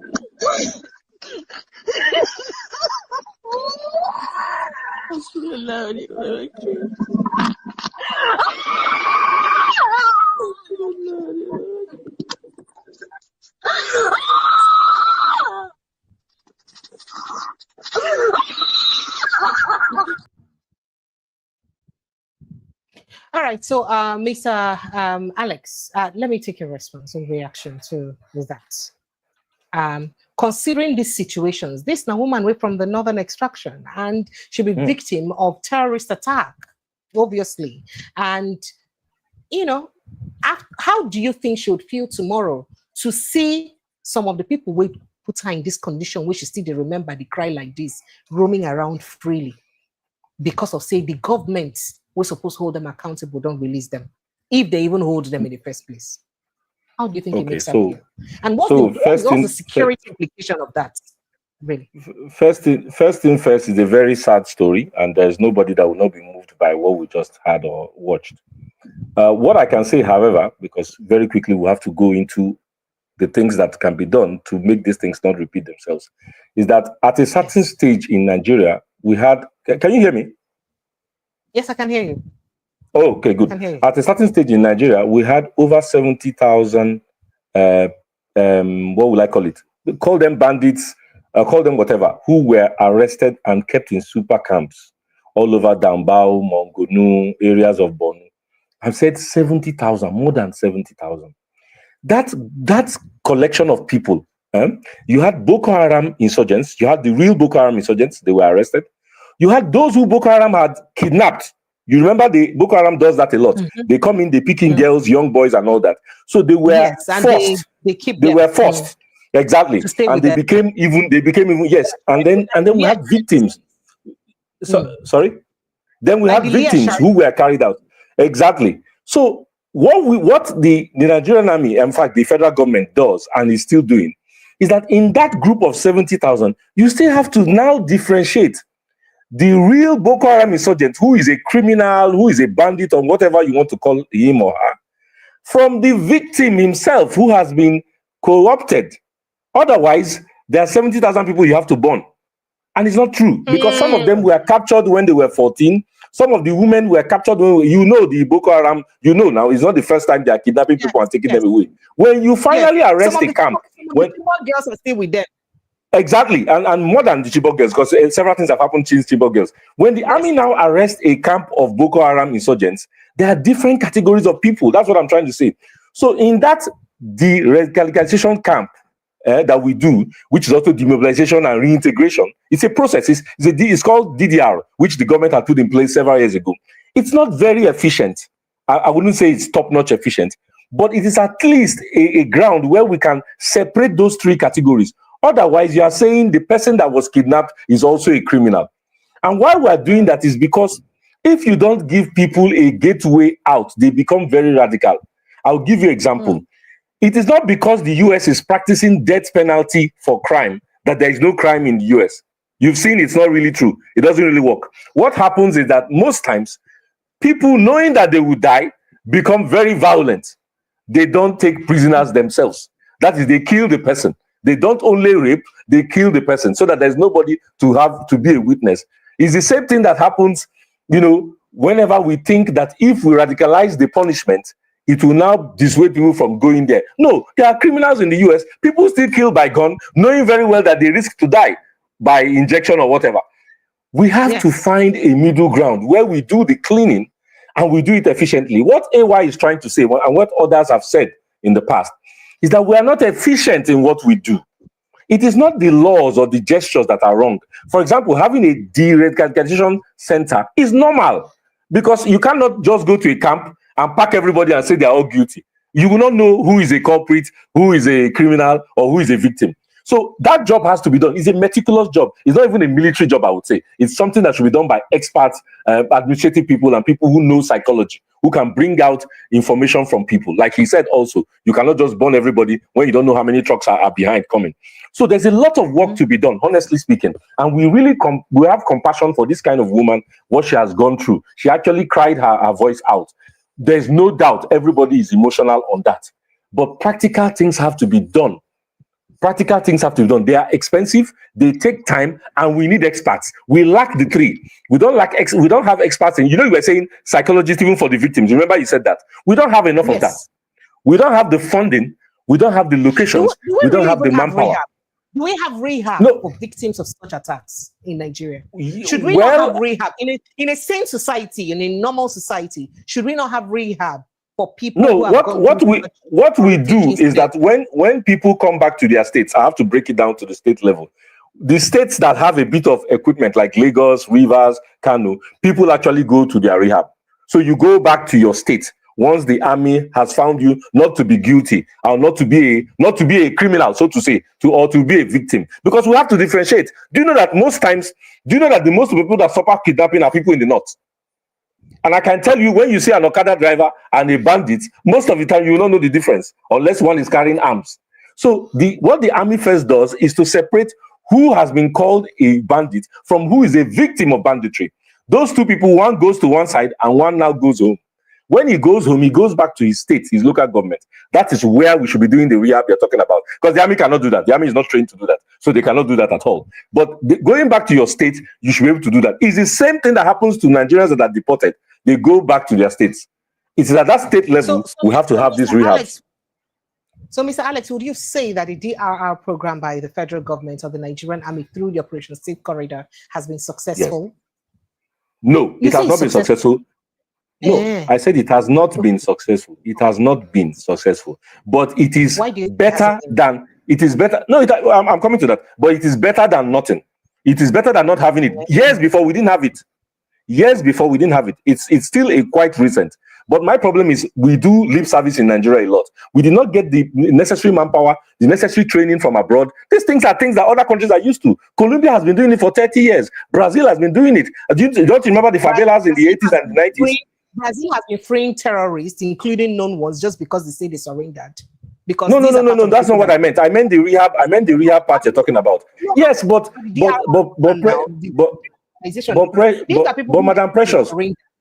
Madam Precious, let me give you two options. If I tell you that we've arrested 20 bandits now, don't forget there's the human rights associations all over the world. If I tell you we've arrested 20 bandits now, 20,000 bandits, 20,000, what do you suggest we do with them? What do I suggest? I'm talking of yes, we declared bandits too, not the ones that are victims. I mean real bandits that have been found culpable of banditry. What do you suggest we do with them?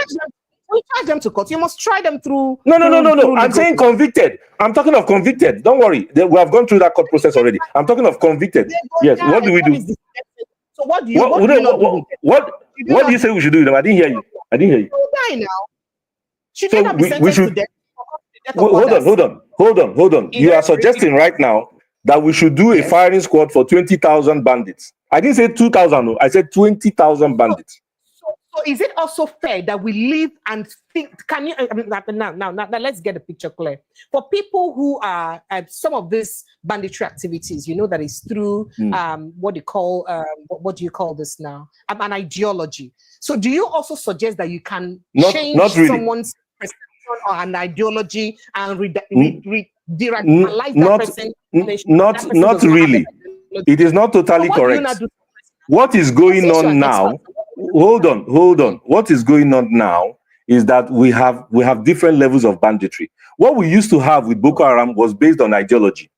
They came in, they wanted their caliphate, they wanted Islam to be propagated, extreme Islam. And they also didn't like foreign, you remember, Western education and culture. That was rather clear. So when you caught them, you knew they were ideologists in their way, bad or good, but they were following an ideology. The generation of banditries we have now are in it for money. It has a lot to do with social economic. They are like the Lakaruas. They are being paid. They go in for money and they share their loot. Sorry, I didn't hear you.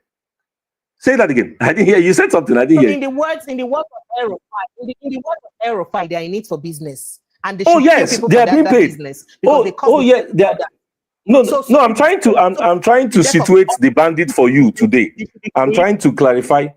I can't hear you. Sorry. I'm trying to clarify the bandits of today. So we're dealing with people who are mostly in it because of money. I'm talking of the soldiers, the recruits.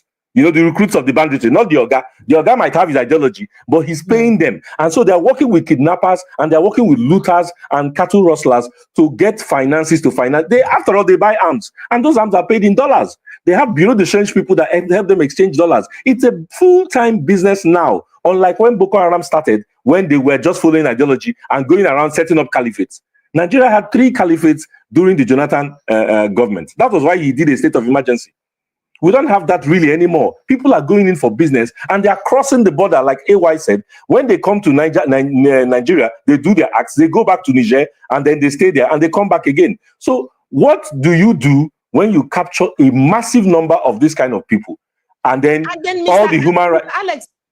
Mr. Alex, I'm asking you. I'm asking you the question. When you capture this massive number of bandits, have they caused the death of other people? Have they killed human beings?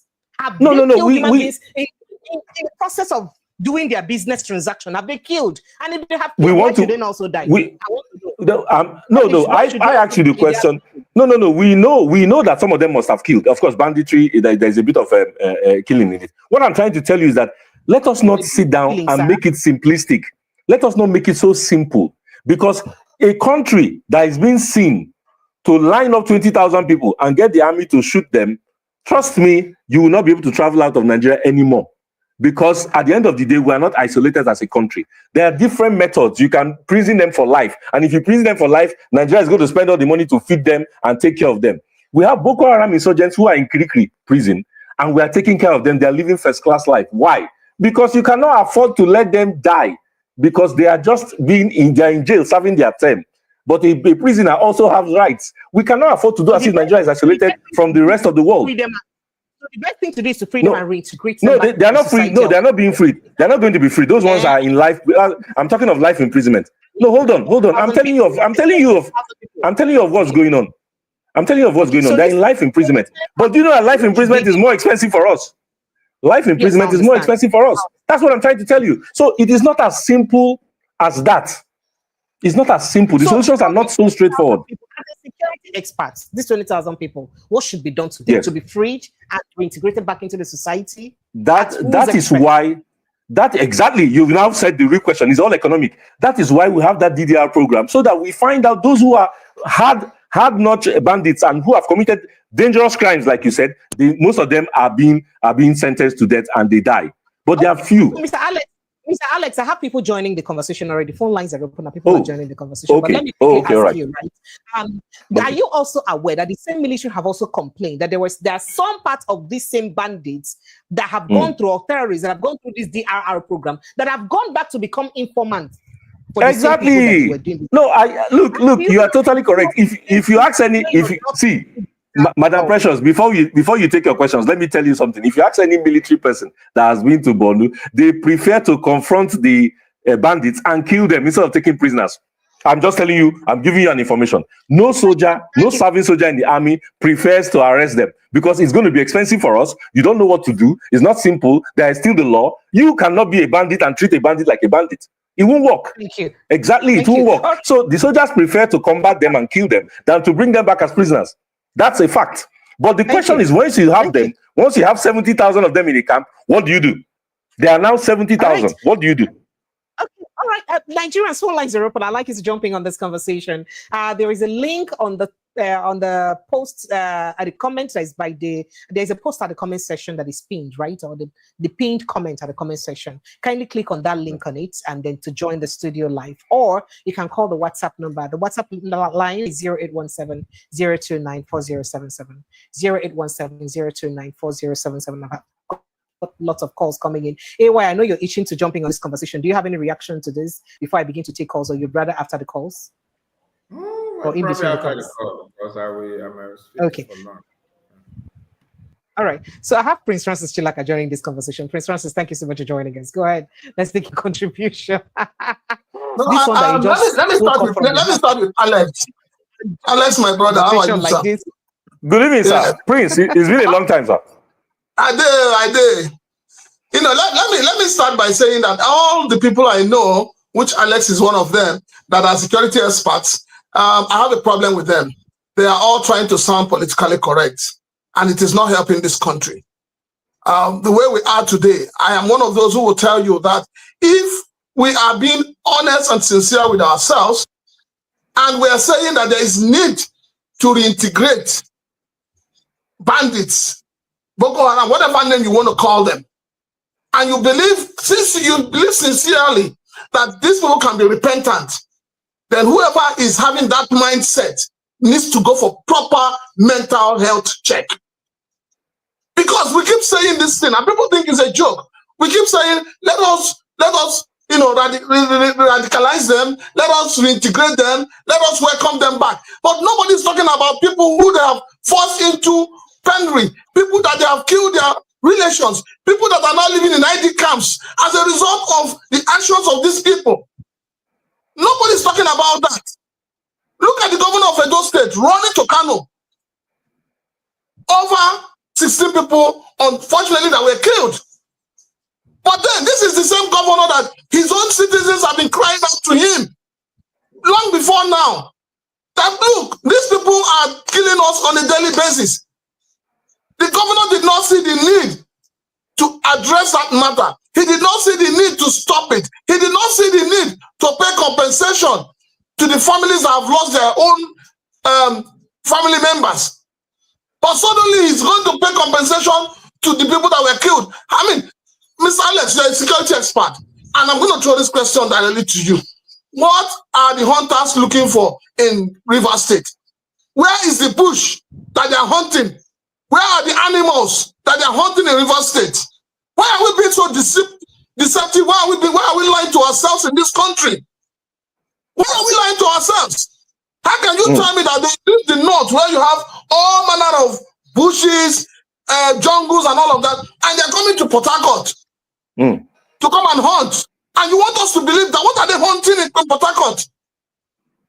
We actually said it here, sir. Why are our leaders being so selfish and wicked? Why are leaders not saying the truth to the people? If you tell me, that they came to do work in Rivers, they came to do maybe bricklayer work, security guard, whatever. Yes, it's understandable. But to tell me that they came to hunt, in other words, the human beings in the south have become animals to be hunted. So these are two sides of the coin that we all need to look at. So anybody that is telling me, let us integrate them, good. It is government policy. But while you are integrating them, Why is it that up till today, those that they are forced into IDP camps have not been brought to their ancestral homes? And we are keeping quiet. Meanwhile, I think Osun State Governor too, they seem to have started an IDP camp.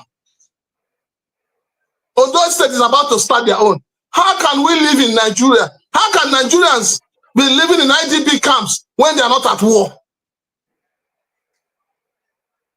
What is the logic behind it?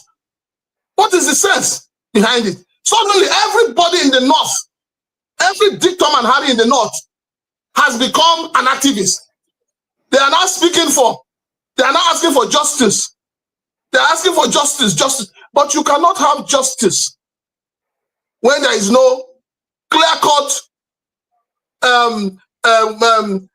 face of it. When you don't have, first of all, you need to have what we call empathy. Mm-hmm.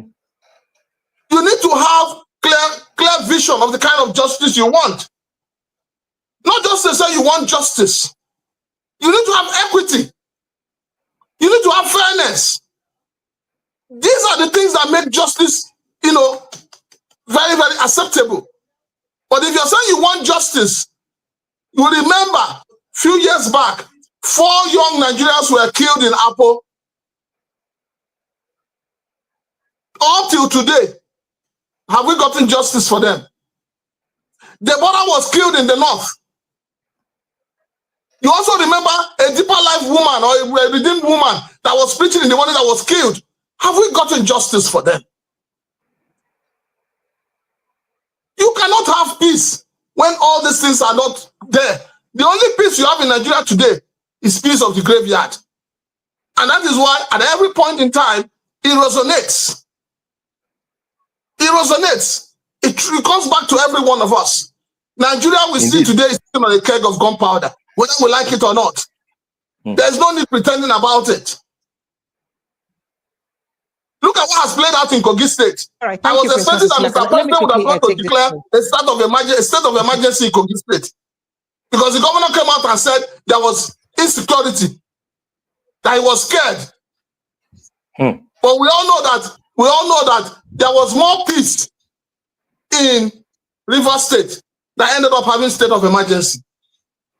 So our leaders need to be sincere to us. All we ask from our leaders is the truth, an enabling environment for every Nigerian to survive. I have always insisted, the only way forward for Nigeria, let us throw away this state of origin. It is not helping us, and put up state of residence. So that unity we're looking for. Thank you, Mr. Thank you, Mr. Chilaka. Let me quickly jump on this call because people have been calling me. Hello, good evening and welcome. I think you have been trying to reach us. Welcome. Yeah. Good evening. Yes, welcome. Thank you. I'm fine, thank you. Remind me your name, sir, and where you're calling from. My name is Okozo. Okozo, you're welcome. Go ahead. Where are you calling from? I'm calling from Oxford. From Oxford, all right. Go ahead. It's quite unfortunate what is going on. Every day we shed tears seeing what is going on in that country. This is a country where we pamper killers. Somebody will go to people's house, kill everybody, acquire their homes, acquire their farms. Yet when they are captured, someone will tell me they need to be rehabilitated, reintegrated in society. Who does that? You don't care about the people they kill their relatives. You don't care. Then, and let me tell you, all these people you say they are going to reintegrate them into the society. No headsman, no Boko Haram, no bandit have that spirit of repentance in his mind. I see what happened. Most of them, they will just integrate them and they will join the military. From there, they will still, terrorize the military and run away with their ammunition. Yeah, tomorrow we still bring them back and say we reintegrate them. Look at the country where our president doesn't even care. He's not bothered who died. He's only interested in borrowing money, every day borrowing money, and trying to capture oil producing states. Thank you. For selfish reasons. Please, I'm hot. Sorry. Why? And we have a security advisor who's only interested in insulting countries that deny his visa to our top military officials. Thank you. Thank you so much. I appreciate you. Thank you. My regards to Mr. Alex, I like what he's saying, and AY, I'm happy. Thank They you. are doing well. Thank you. Thank you so much. I appreciate you. Hello, good evening and welcome. Hello. Oh dear, I lost you. Hello, good evening, welcome. Yeah, Sir? It's Tony. Oh, Tony Chukudi. Yeah, so for April, if I might give you for February, March, and April, as you not talk for a long time. Yeah, because you not give, so you owe that one. No, so it's not for today because I agree Prince Chilak if he's still here and you're a guest. Yes, Prince Chilak, the guest. Can you hear? Well, so, Prince now has white hair. He now colored his hair white. Precious, I was just driving. I have been speeding up to get to a place to park up. So my head was just peeling up. I hope camera didn't pick me. How can somebody be talking like this to Nigerians? Like who? Mr. Alex, I think he's one. How did Mr. Alex talk? See, just like what Prince Chilak said. Sometimes this expert, I don't know, sometimes they get it wrong. Look at that woman that is crying. The thing just break my heart. Look at that woman. Look at that. No. Is going through. You see, Precious, you always tell us we don't have. Look at the fact. You always ask for. Look at the fact. That woman that was crying, pouring out the story that she's going through. And somebody is on your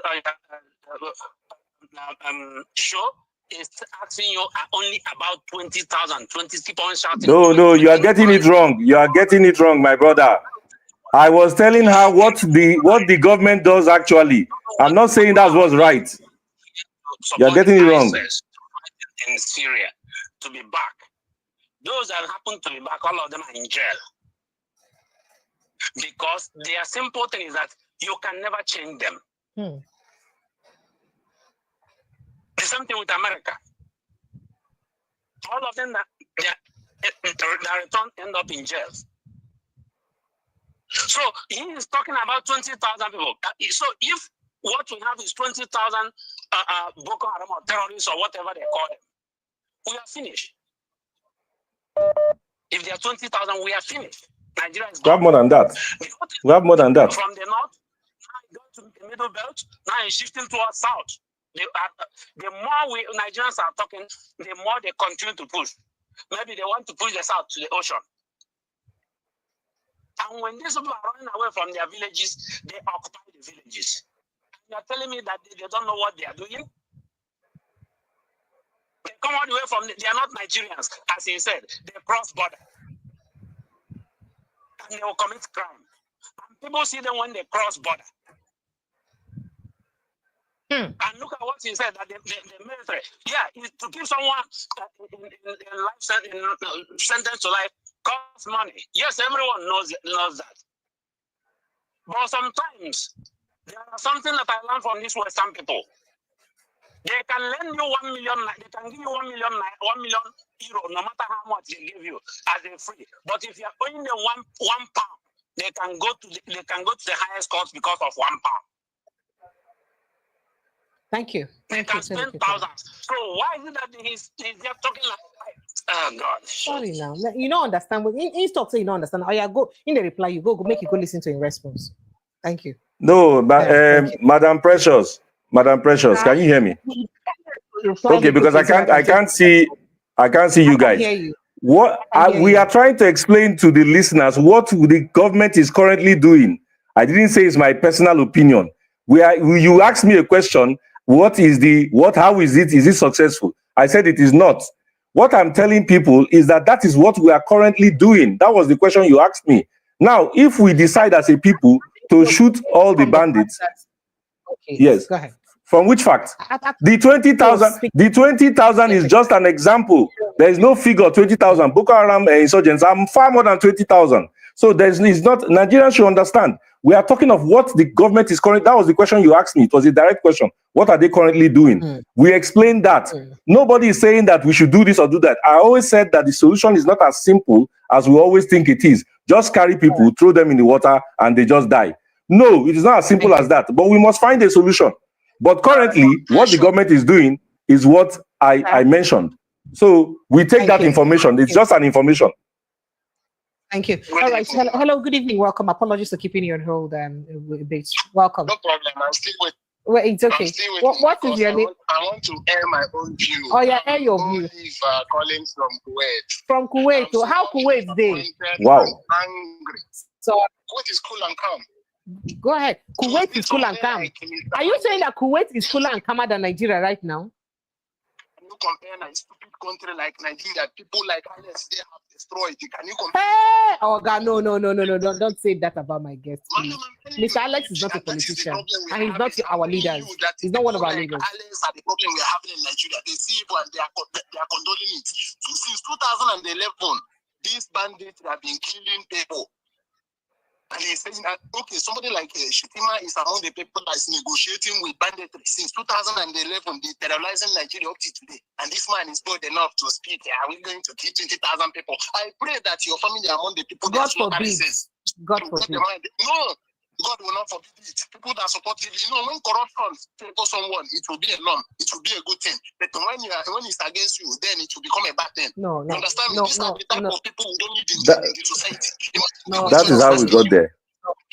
That is how we got to where we got to. How they keep compromise. They don't even have mercy when they want to kill. See, look at what they are doing in Enugu State up to today. Look at what they are doing in Ebonyi State. Look at both southeast, south, and southwest, and these people is asking this kind of question.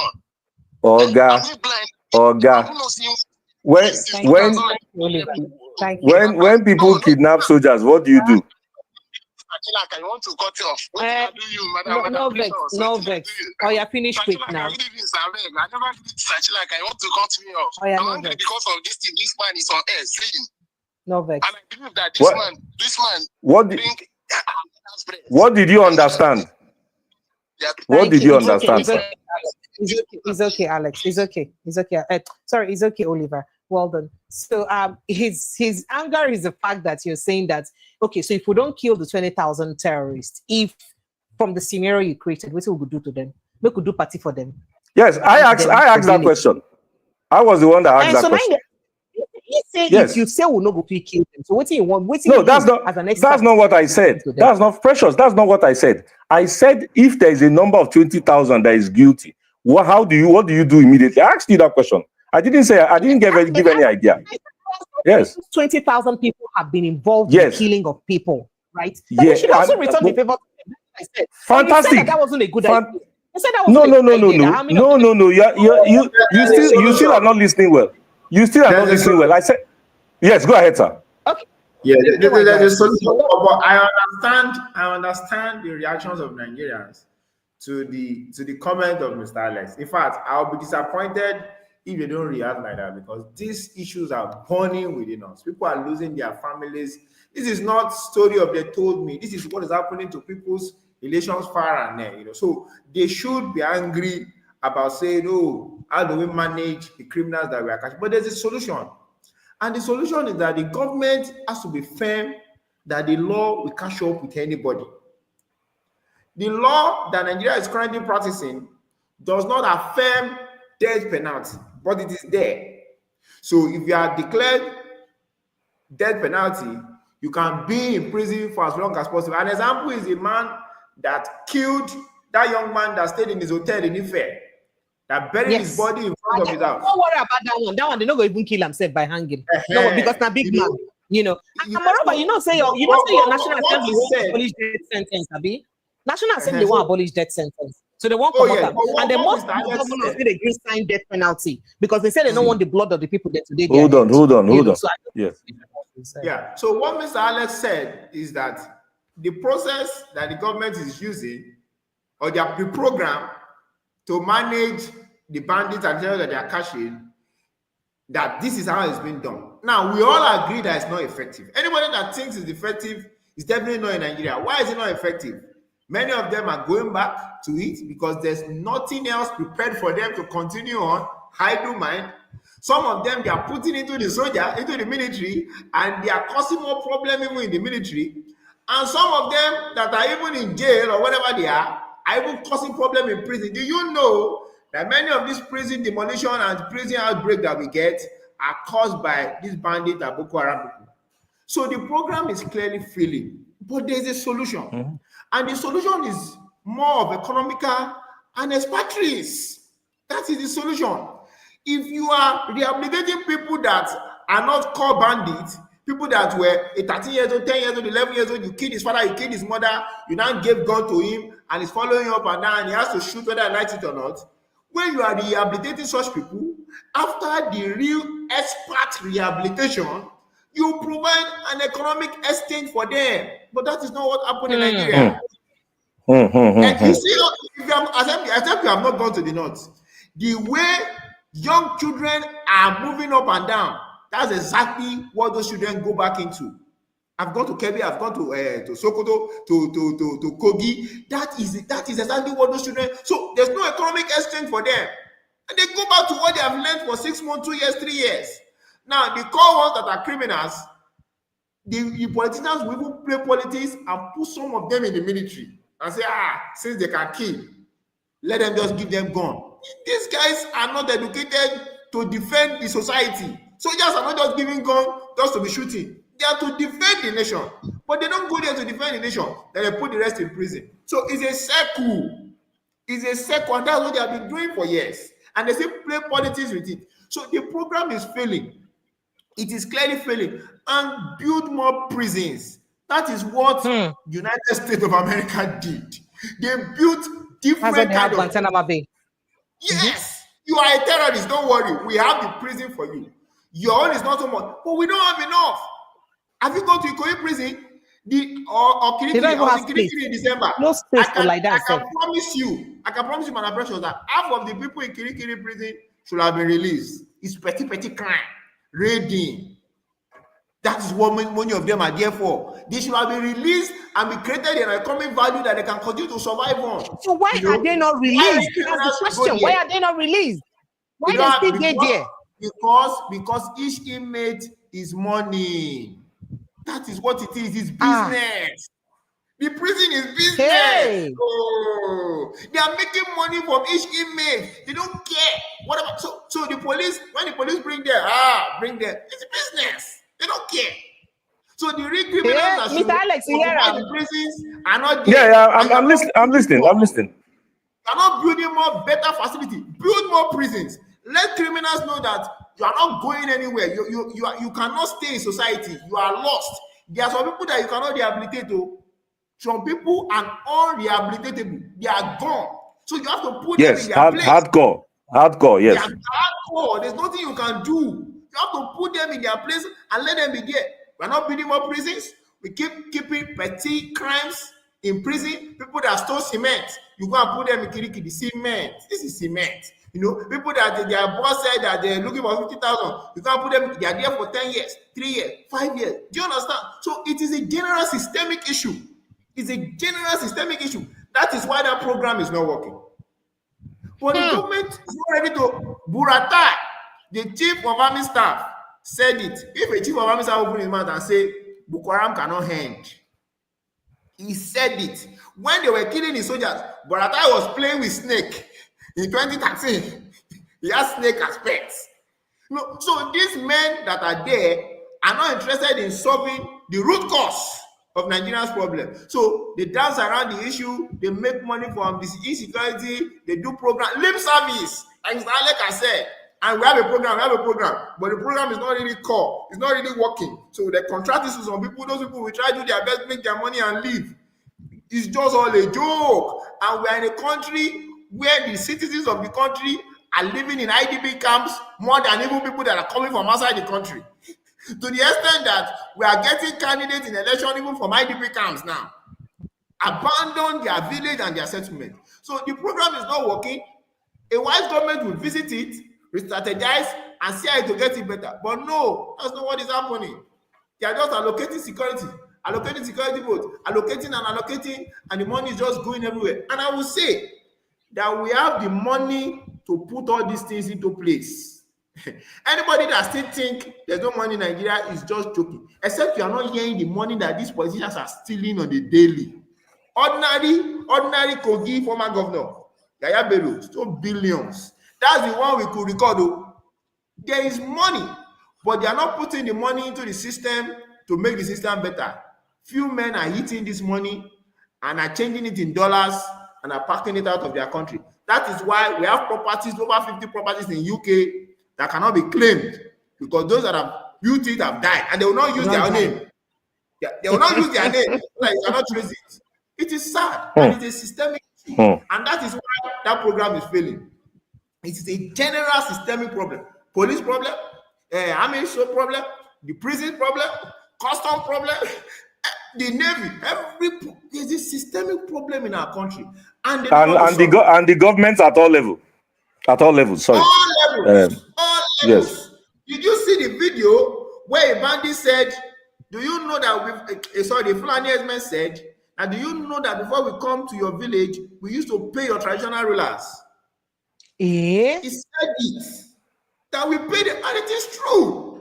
That is a serious indictment. That is a serious indictment on the leaders, on the traditional leaders in the East. And you see, that is why I have maintained this whole bastardization of SNDIB across Nigeria has to end. It has to end. You cannot leave Imo State and come to Lagos State and become an Eze. Sometimes the people that even pay this money to are not even the non-traditional rulers. They are not the non-traditional rulers. But because somebody has been, let's say somebody has been in Kano and he has been answering Eze. He tells you, "Oh, don't worry, I am an Eze." He goes back to the East.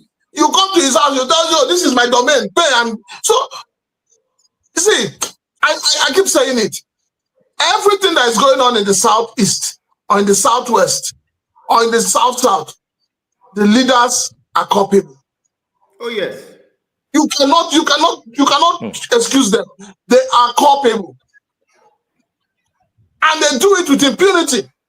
And they do it in such a way that even right now they have reduced the citizens to nothing. Because I don't understand how the citizens in a particular state, your governor is from your state, and your women come out and say that these people have been killing and raping us, and you send police and army after them. Yeah, guys, there. I saw the news now. You know what the DSS chief, he said that Nigerians should have themselves, that they should not expect police and DSS to protect them all the time.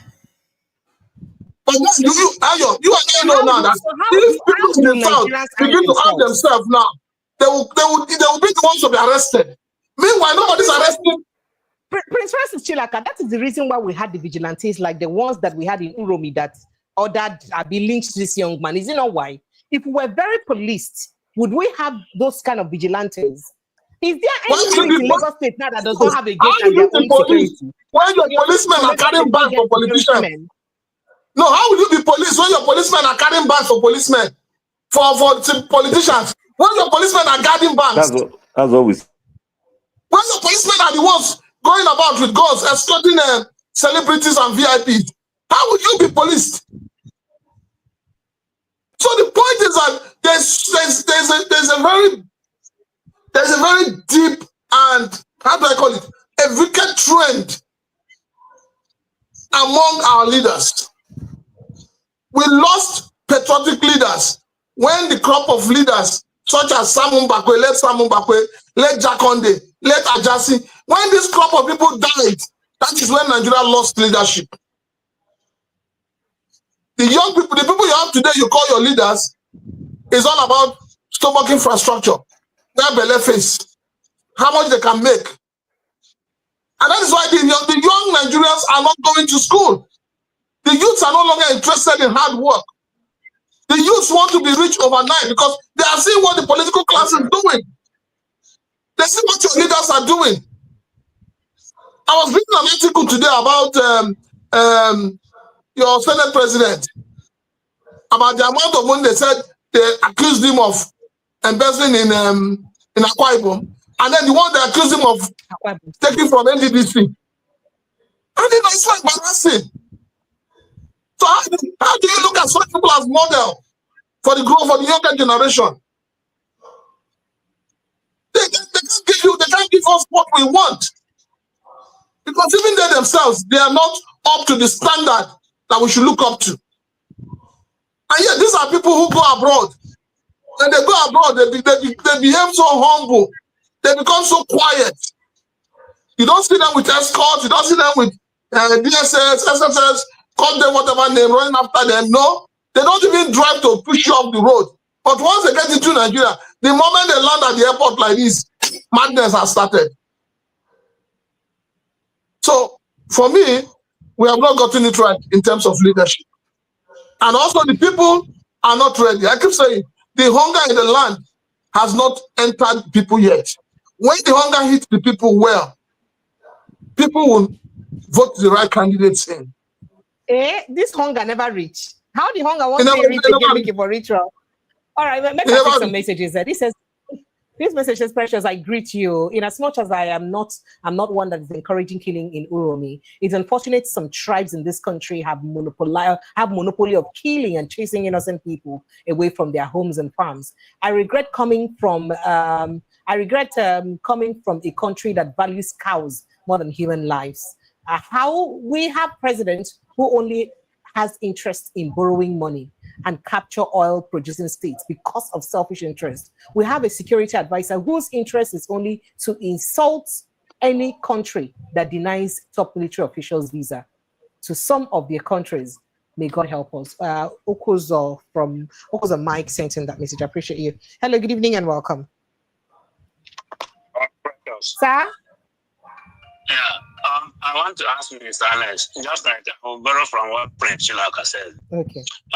Prince Chilaka is saying when they are here, when the politicians are over here, they look so humble. They are not, you know, a pie. They are even more humbler than a pie when they are here. When they go to the West there. Yeah. You see them putting a face cap, you know, this type of kangaroo cap to cover their face. So that I'm not going to recognize them.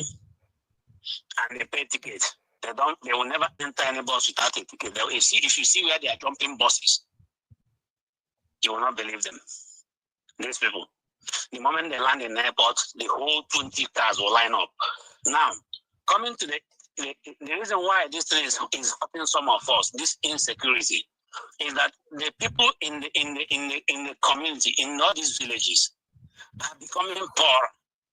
Because they stop the trickle-down economy. Those that are living in the urban centers, some of them will normally go home during weekend, and they bring back some money and buy things and help those in those small businesses in their community.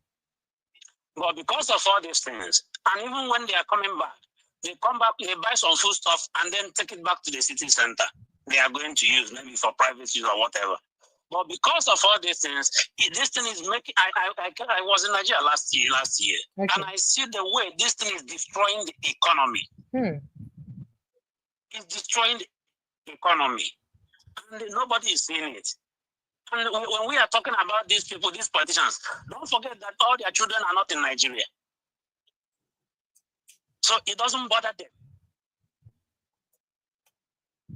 When everything finished, their children are safe. Their wife is safe. The first thing each one of them always does is the moment they will just target that corrupt money and then come and invest it in any part of Europe where they will get their citizenship. And any slightest thing that happens, they run. You see them, they have the next available flight to leave. We all know this. And when we talk about Nigeria doesn't have money, the amount of money that Nigeria has is too much that sometimes when you meet some of us that normally move around, you meet some people, they will be telling you how rich Nigeria is. That I'm not the one saying it, at least David Cameron said it. The amount of money that is living in that always leaves Nigeria. You don't collapse that with happens in UK. Yes. That UK will never exist as a nation. Then think of oh God. Precious. Thank you. Thank you so much. Thank you. I appreciate you. All right, let's begin dragging the matter home right now. So I want to like say this, something. Please. I want to say something which I think is very important. I want to plead and I want to beg all our people that travel. And we have to understand that we do not have a government. There's no security anywhere in this country.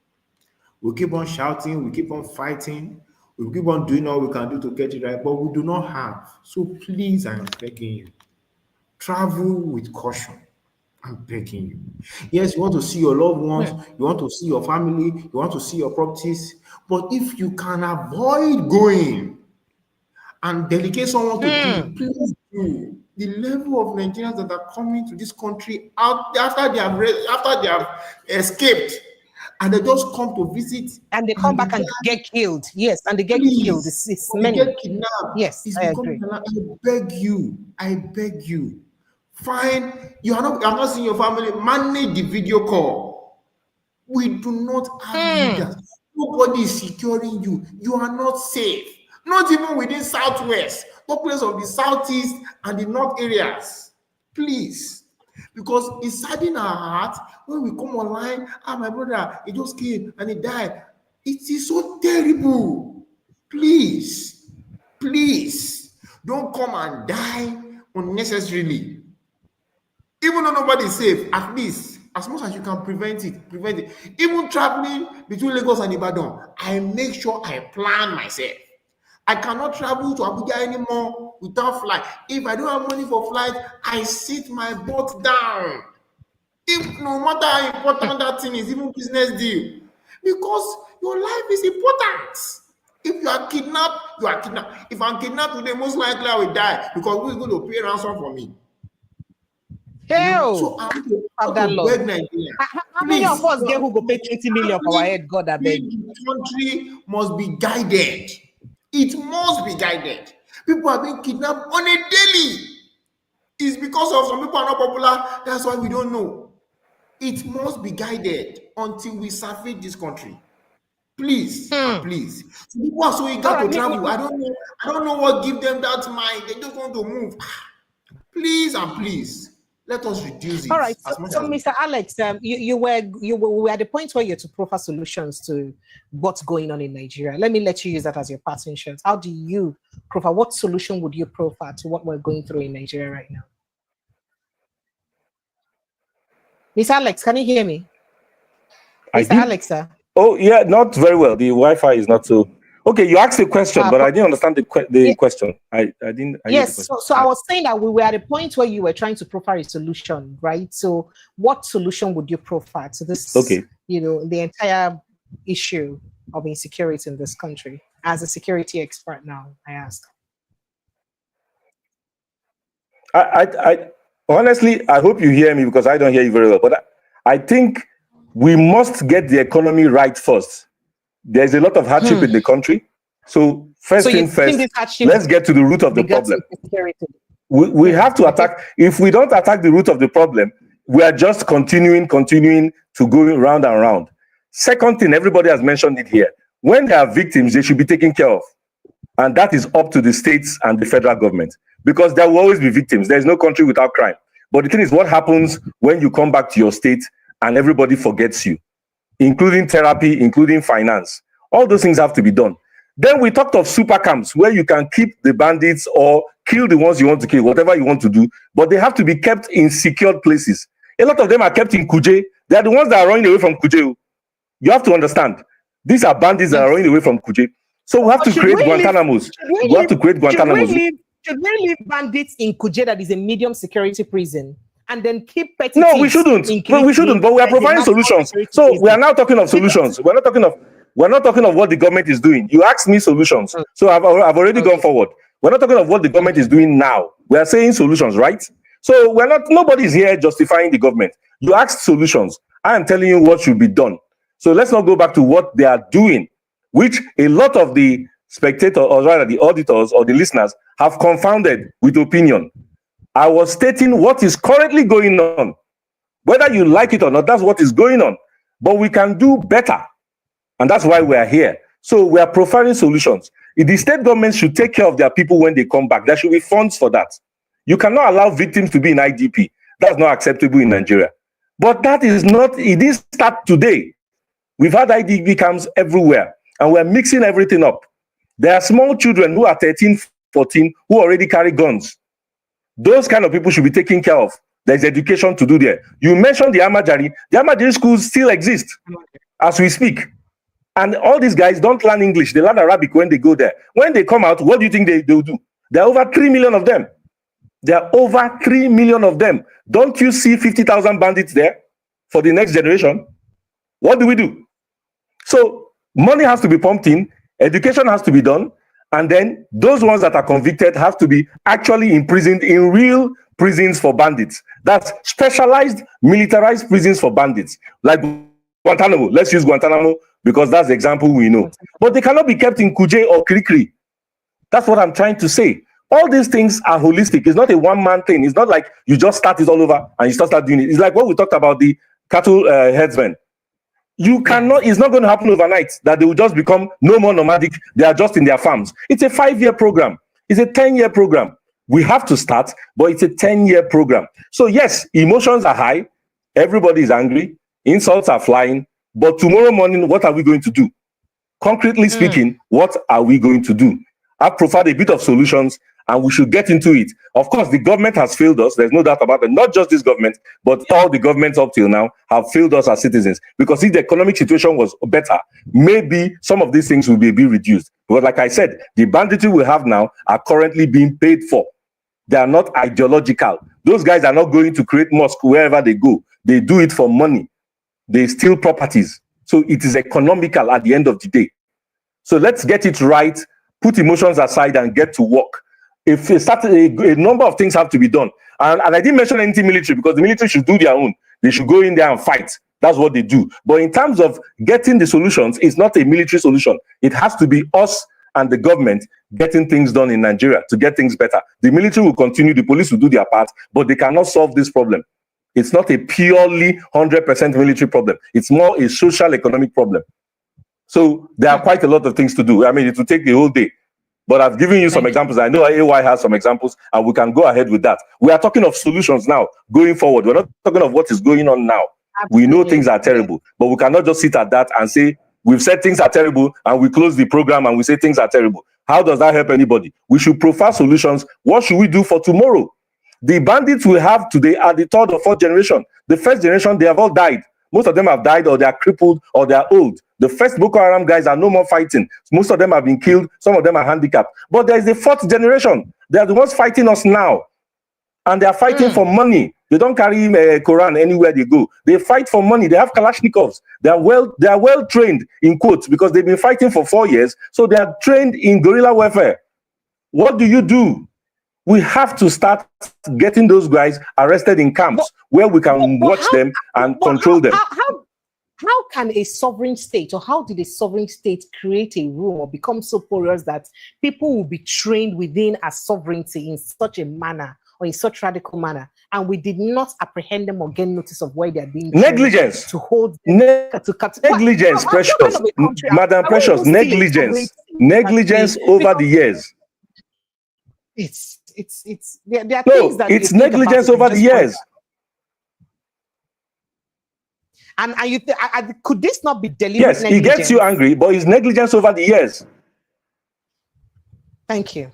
Well, I don't know. I wouldn't go into that. That is, I wouldn't. But what I can tell you is that inefficiency of government has put us where we are. But various governments, I insist, various levels of governments. Because when the handicapped person or comes back to your state, why is the governor not taking care of them? I'm talking of the victims now. Why? Give me one reason why the governor of a state is not taking care of his citizens of the state. There's no reason why he shouldn't be doing that. After all, that's what is done everywhere in the world. So there are different angles to this problem. We cannot just take one and think it will solve it. I am telling you now, After the Amajari guys come out from school and they don't have anything to do and they cannot get conventional jobs, most of them are ready and available to be paid to become bandits. And they are in millions. What do we do?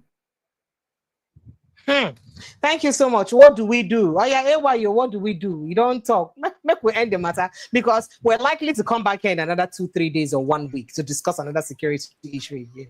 And it's just tiring to do. Honestly speaking, I see sometimes I wonder which life where our government they place on human being for inside Nigeria. Just like AY talk, say it don't happen. So they be like say we don't lose count of number of people we don't die. Like say government no care. I know say nobody go die. For some countries, then way we say the president no good leave. And as I talked before, how many times President Bola Ahmed Tinubu don't give quit notice to headsmen, to bandits when they conduct this operation, so they conduct, when they clear communities. When people now report, don't say farmers, then don't leave their communities they run, they come up because of either bandits or headsmen. Why President Tinubu never give order, matching orders? So yeah, make sure you catch them, you hold them, make sure those people come back to the community. Why? So how would it be the value of the human life for Nigeria? I bet make on no vex. Because I know of countries where if one person dies, the president may leave a foreign trip he's supposed to make and go and visit and make sure that he corrects that situation.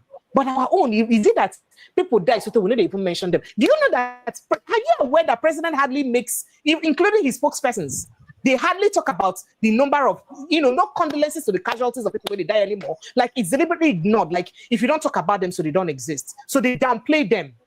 And this is also, as the National Security Advisor tell us, that only about less than 20% of what they happen now would they hear. That means there is much more that we do not know about. Much more. How can we continue like this as a country?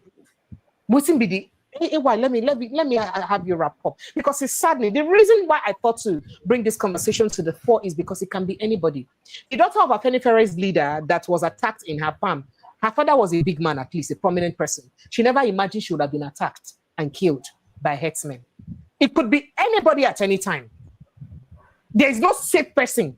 It could be anybody. So if we don't talk, God forbid, if it be our turn. So now sometimes it's good to create awareness. Make we know, make other people then know. At least make we do our part for the job what we do, to enlighten others and sensitize others. Anyway, let me have your passing shots. Thank you so much. Thank you very much. The discussion has been very educative and enlightening to both we and the audience. Parting shot is many, but I want to say this, that we are faced with a very responsible government. It is clear. Anyway, that I've not seen that, very irresponsible. Irresponsible. I have been no yet. I had the re. Thank you. Anybody that I've not seen that is joking. Yeah, they don't care about human life. They're feeling the economic situation.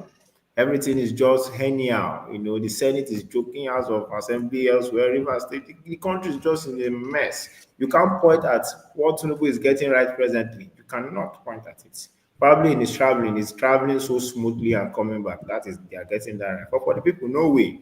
So if you are faced with that kind of situation and you need solution as a people, you cannot sleep. You have to rise up and speak out. As we are doing it in the media, do it on the street, do it everywhere you are. And we are calling out to the governors too, that they should be responsible. The police are protecting the governors and their children, the local government, all the VIPs are getting protection. But it will get to a point that the police themselves will need protection. And the politicians will see that they can never be protected anymore. Police in Ondo State are preparing for a protest because of some of their payment and all that. It will get to that stage. So before you get to that stage, I advise them, even the governors, should better sit up and do things right. All those political calculations that they are doing so that they can win their next term and all that, they might not be able to get to that level. We read this country is going to. So the government better sit up for their good and for the good of the nation, but the people should rise up and continue to speak out. All those protests that is happening in Ondo, Enugu, that is the best. There's nothing else they can do. If you keep quiet, you will die and continue to die and nobody will care. As you have noted, Tinubu is not even releasing statement. Buhari was releasing statement when people die. He released statement, tweet, and everything. At least just to show you that I'm seeing it. Tinubu is not even responding. He has responded to only 2 that I know of. When armies were killed in that south state, and he told them in a tweet, carry on and all that. And this recent one, and everybody knows why they are all shouting to this recent one. So the people should rise up and hold their government responsible. And at the end of the day, when it gets to the point in which we are choosing government again, we should not end up with these irresponsible people.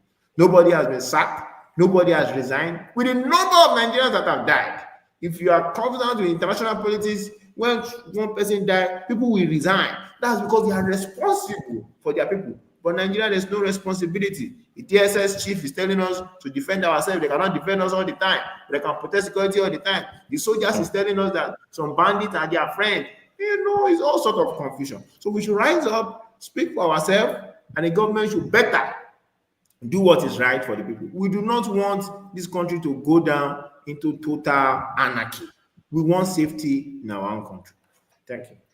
Thank you. Thank you. Thank you so much. Mr. Alex, you care for parting shots? No. I've said mine. I provide solutions. I think we should look for solutions so that we'll get things done. And if it requires putting the right people, let's get the right people. At the end of the day, we'll have to solve the problem ourselves. Every country solve their problem by themselves. Nobody's coming from outside to solve it. So Nigerians will have to take things into their hands and solve the problem. Absolutely. We have only one country to call ours. I always say this. Thank you so much, Mr. Alex. You've been amazing. You've been awesome. Thank you. Thank you for giving me 2.5 hours of your time. Alex Okonkwo is a security expert and public affairs analyst. I appreciate your time for coming here, giving me 2.5 hours of your time. Plenty dollars with that. To say I abroad now for no people. I for not pay you for this time where you work for me for free. But it's a pro bono service, and God bless you. And God, your reward is on earth, not in heaven. We're doing it for Nigeria. We're all Nigerians. You're not dying soon. You're not dying soon. AY, you be my G. Thank you so much. AY, you're awesome. You're amazing. I owe you so much in hard currency on earth, not in heaven. Thank you so much for the good work that you do for us. We'll continue to speak for the development of our country. And I do hope that one day Nigeria will get to that place where we think say go be. I'm very passionate about this country. So when things happen like this, see, they pain me well. I just wish, say, I get the magic wand to fit change situations. But unfortunately, the most I go feed do now to use the voice we God give me. That's the only way I can contribute. And I like the fact that you guys, and I appreciate you guys for also lending your voices to this cause. And we do hope that one day, this cry will reach the right place and maybe ignite some spark for people's mind. May they know, say they go begin demand the right thing from their leaders. I appreciate you, Mr. Alex and Mr. Ayoyinka Oni. Thank you so much. Thank you. Thank you so much. Thank you so much. AY, it's a pleasure. Thank you. Thank you. Thank you, sir. So everyone who's joined us, I'd like to say a very big thank you to you guys. So for those of you who may want to know what happened to Natasha Akpoti today, I have detailed video of everything that happened today, from her arrival with a chopper to how she got down and the things she said, the exposés where she talk about. I get in one of my videos where I just post. So just go check our videos for inside this YouTube. You go see them, make you go watch, entertain yourself, and see how the Kogi State people, they happy for their daughter. And how Natasha talk say, I'm the daughter of Kogi. Nobody go fit stop me from coming back. I be Bira woman. Nobody go fit stop me. And kindly click on subscription button if this is your first time of joining us. Please subscribe now. And follow us like a village people. You're not paying for subscription. No, yeah, follow us like a village people. Subscribe. We could move this ministry forward. I love Ona very much and appreciate Ona. I will see Ona again tomorrow afternoon, God willing, with Mr. Shegun Shopito by 2:30 p.m. tomorrow. And in the evening, I'll deal with a lawyer tomorrow evening by 6:30 p.m. I love you daily. Protect your mental health. I'll see you again, God willing. Have yourself an amazing evening. And good night, and God bless you. Thank you.